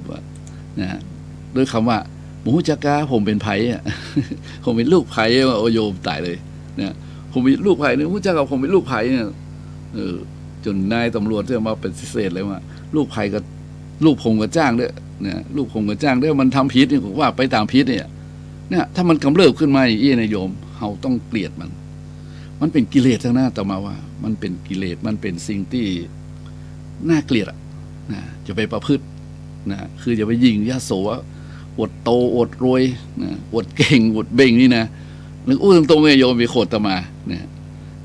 อวดรวยอวดเก่งอวดดีอวดมีอย่างแล้วแต่เนี่ยมันถ้ามันยิงแล้วมันเหมือนกับนิทานเนี่ยโยมนิทานเรื่องไก่อูกับไก่แจ้มั้งโยมจำได้เหรอนิทานอีสปไก่อูตัวมันใหญ่โยมเนาะไก่แจ้ตัวมันน้อยเวลาโจรกันนี้เวลาโจรกันนี้เป็นโยมว่าเวลาโจรกันนี้ไก่อูไก่แจ้สู้ไก่แจ้วันได้โยมเพราะไก่อูมันตัวใหญ่มันเงอะมันอ้วนท้วนสมบูรณ์เนาะมันอุ้ยอ้ายเนาะมันโจรกันอย่างเอาเป็นเอาตายคนที่สุดมาไก่แจ้เก่งกว่าเพราะไก่ตัวน้อยไก่แจ้มันตัวน้อยคล่องแคล่วว่องไวแล้วมีเดือยคมเนี่ยไก่อูก็เลยหัวซุกหัวซูนไปซุกปุ้นปืนหัวมันอย่างว่า ปืนหัวคือมืดละ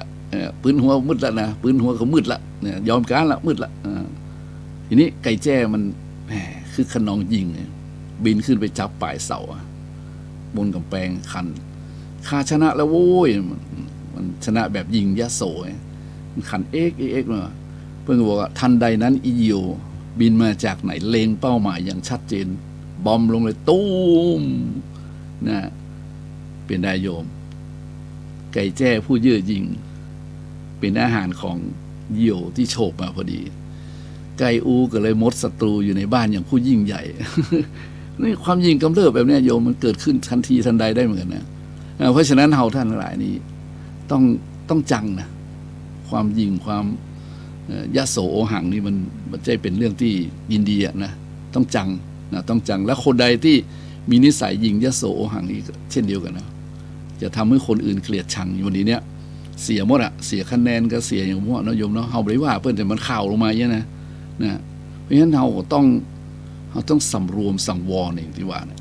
นะสำรวมสังวรเมื่อบาปเมื่อกรรมเมื่อมันเกิดขึ้นเนี่ยต้องระวังกันแต่เลยนะนี่ก็ญาติโยมฟังนะสิ่งที่น่าเกลียดนะ3อย่างในความดุร้ายก็น่าเกลียดความยิงยโสก็น่าเกลียดความอกตัญญูนี่ความอกตัญญูความอกตัญญูนี่ก็ซ้ำอู้กันหมู่เรื่องโยม อกตัญญูคือไม่กตัญญูไม่รู้คุณ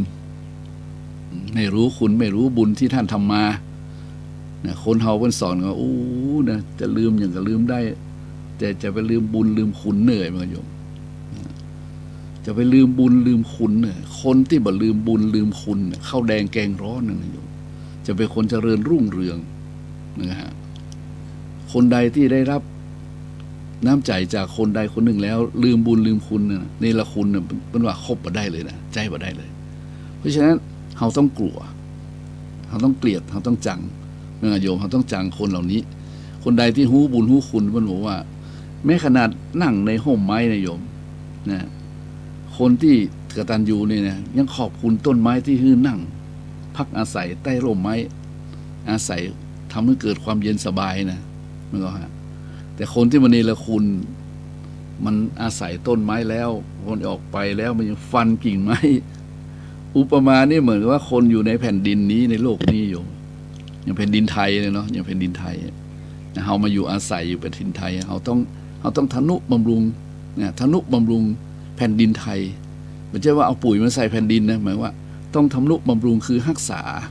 สิ่งที่ดีงามของแผ่นดินไว้สิ่งที่ดีงามของแผ่นดินมีอย่างเราเนี่ยเขาก็มีรวมกันแล้วอยู่ในธงผืนหนึ่งนะธงไตรรงค์ไงโยมธง3 สีสีแดงคือชาตินี่ก็สีน้ำเงินคือพระมหากษัตริย์สีขาวคือเสียงคือศาสนานะรวมกันแล้วก็เป็นไตรรงค์ธงไทยชาติศาสนาพระมหากษัตริย์เขาจะต้องมีความกตัญญูรู้คุณนี่นะรู้คุณจะเพื่อเพื่อนได้เจ็บช้ำน้ำใจนี่ไผก็นี่แหละชาติศาสนาพระมหากษัตริย์อู้รวมๆไว้นะนี่ก็คือมันอยู่อย่างสันติสุขคือมันอยู่มีความสุขก็ยังมีความสันติสุขคือสันติสุขคือสงบบ่มีการฆ่าบ่มีการลักขโมยบ่มีการประพฤติผิดในกามบ่มีการอุจจาหลอกลวงจุไล่ที่แตกแยกกันเนี่ยบ่ตกอยู่ความเป็นทาสยาเสพติดทั้งหลายเนี่ยข้อ5นี่เนี่ยคือหมายความว่ามีศีล5เท่านั้นเองถ้าเรารักเขาบ่มีถ้าเรารักเขามีความกตัญญูรู้คุณต่อชาติศาสนาพระมหากษัตริย์เนี่ยเขามีศีล5เด้อนะมีศีล5คือเว้นจากการฆ่าสัตว์ตัดชีวิตฆ่าคนฆ่าอย่างแล้วแต่นะทำร้ายกันนี่นะเบาบ่ลักบ่ขโมยไผเบามันบ่ดีเนาะบ่ต้องมีคุกตีลางเรื่องลักขโมยปล้นจี้เบาแล้วบ่ประพฤติผิดในกามคือลูกไผเมียไผก็มีเคารพสิทธิซึ่งกันและกันจบมากล่าวหามุสาหลอกลวงเพื่อเจอส่อเสียนินทาเบาและก็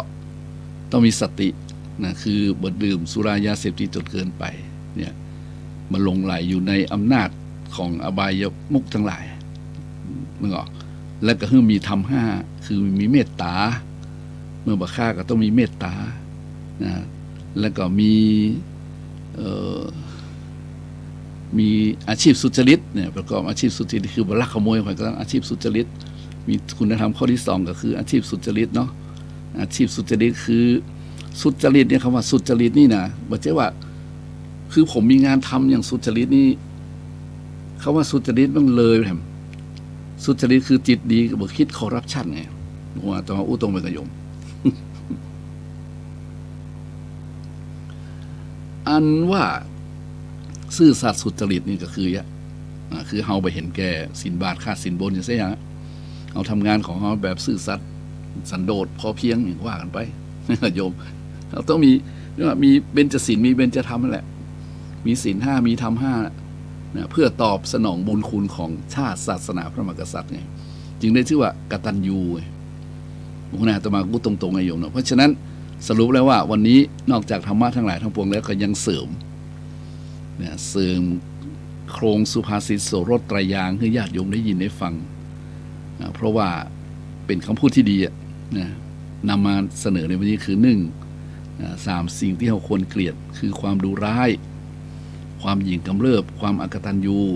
3 สิ่งที่ควรเคารพคือศาสนาความยุติธรรมความประพฤติเป็นประโยชน์ทั่วไปพวกจิตอาสาทั้งหลายแหละเพราะฉะนั้นเราต้องเคารพเราต้องเกลียด เราต้องรังเกียจเดียดฉันคนที่เรียกว่าดุร้ายเป็นคนหยิ่งยโสโอหังเนี่ยคนไม่มีความกตัญญูต่อชาติศาสนาพระมหากษัตริย์อย่างนี้เนี่ยดังๆไปเลยว่ามันทำให้เกิดความเดือดร้อนเพราะฉะนั้นเราอยากให้มันอยู่ในตัวเราแล้วก็คนที่มาใกล้เราถ้ามีลักษณะอย่างนี้เราก็ประคบตัวประมาณนี้โยมโทรมาได้น้อยเดียวนะโยมตอนนี้ 14.54 ละเนี่ย 053-114-332 เนาะโยมเนาะวันนี้บางคนบอกคุ้นเคยกับรายการนี้เนาะแต่มาแตนเพื่อนในวันนี้โยมเนี่ยมาแตนพระครูสิริอมราภิรัตน์เนี่ยซึ่งก็เป็นเจ้าของรายการทำช่วงบ่ายบ่ายโมงถึงบ่าย2บ่าย3นะโยมเนาะตอนนี้ก็เหลือน้อยเดียวนะเหลือเวลาน้อยเดียวก็จะหมดเวลาต้องนำรายการนี้จากไปนะเพียงแต่ว่าญาติโยมจะให้โทรมาก็โทรเนาะหรือรับไปหมดแล้วก็มูเนาะ 053-114-332 ได้เลยโยมเนาะฉะนั้นแหละญาติโยมแหละที่ธรรมะทำทั้งหลายที่อู้มาวันนี้ก็พอสรุปได้แล้วว่าจะมาอู้ถึงเรื่องภัยในวัฏสงสารที่มีคนเห็นแล้วนะแล้วก็เป็นข้าราชการผู้ใหญ่ตัวเนาะเพิ่นเห็นภัยในวัฏสงสารแล้วเพิ่นถึงลาออกลาออกเพื่อที่จะปฏิบัติธรรมเพื่อพ้นภัยในวัฏพ้นภัยในวัฏสงสาร เปิ้นบอกในเหตุผลชัดเจนอ่ะเลยอดบ่ได้นะโยมเพื่อศึกษาแล้วปฏิบัติธรรมให้พ้นภัยในวัฏสงสารเนี่ยตัวมันก็เห็นภาพเลยโอ้ภัยในวัฏสงสารนี่ก็ยังว่าแหละนะมีมากมายโดยเฉพาะสิ่งที่น่ากลัวก็คือบ่ได้ขึ้นสวรรค์แต่ตกลงไปอบายภูมิเนี่ยสิน่ากลัวมากเลยนะโยมเนาะเพราะฉะนั้นเฮาอย่าจะได้เนี่ยก็บ่ยากเลยก็นึ่งเฮาต้องมีการเอื้อเฟื้อเผื่อแผ่นะด้วยการเฮามีศรัทธาเฮามีศีลเฮามีการเสียสละแล้วเฮาก็มีปัญญาที่ตั้งมั่นนั่นก็คือปัญญาที่เกิดจากการภาวนามยปัญญาไงพอเฮาถึงทำเหล่านี้แล้วเนี่ยถึงอาตมาจะวนไปวนมาอะไรก็ช่างแต่มันก็อยู่ในหลักเนี่ยโยมถ้าเฮาเห็นภัยเฮาก็ต้องขจัดภัยใช่ไหมก่อนหรือเฮาเห็นภัยแล้วเฮาไม่อยากจะเข้าไปสู่ในภัยนั้นวังวนนั้นเฮาก็ต้องมีหลักการมีวิธีการมีอุดมการณ์ไงนั่นก็ฮะถ้ามีหลักการมีวิธีการมีอุดมการณ์แล้วนะถึงแม้นเฮาจะพลาดจะพลั้งไปอาตมาก็ยังเชื่อมั่นว่า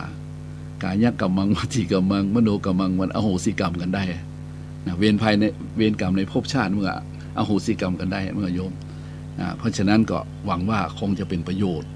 นะเป็นประโยชน์แก่ญาติโยมทั้งหลายที่ได้ยินได้ฟังมาวันนี้เมื่อไผ่บรรโทมาแล้วเนาะอาตมาก็จะได้นำรายการจากญาติโยมไปก่อนเนาะเพราะฉะนั้นวันนี้ก็ต้องขอบคุณอนุโมทนากับทางท่านอาจารย์ท่านพระครูสมุวิศวัตรวรกิจโจนะครับเนอะที่อุตสาห์นะครับเป็นนายสถานีที่มีคุณธรรมนะแล้วก็พยายามนะครับที่จะช่วยเสริมเติมนะให้เกิดอย่างที่มันดีงามในทางสื่อสารนำโน่นนี่มามาจานำเทพมาบอกมาเก่าเอาความรู้ครูบาอาจารย์มาเผยแผ่ต้องเป็นบุญบารมีตัวนี้ครับเอาละครับวันนี้สำหรับวันนี้รายการธรรมะสว่างใจธรรมะเพื่อการสืบสารและเพิ่มแรงบันดาลใจวัดชัยสถานในทางสถานีวิทยุคลื่นเพื่อการศึกษาพระพุทธศาสนาและวัฒนธรรมวัดฝ่ายหิน 104.5 อำเภอเมืองจังหวัดเชียงใหม่ในวันนี้ก็คิดว่า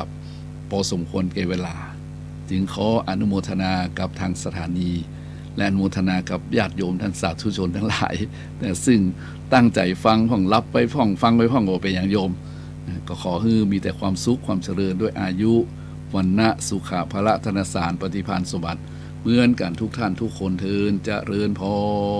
ร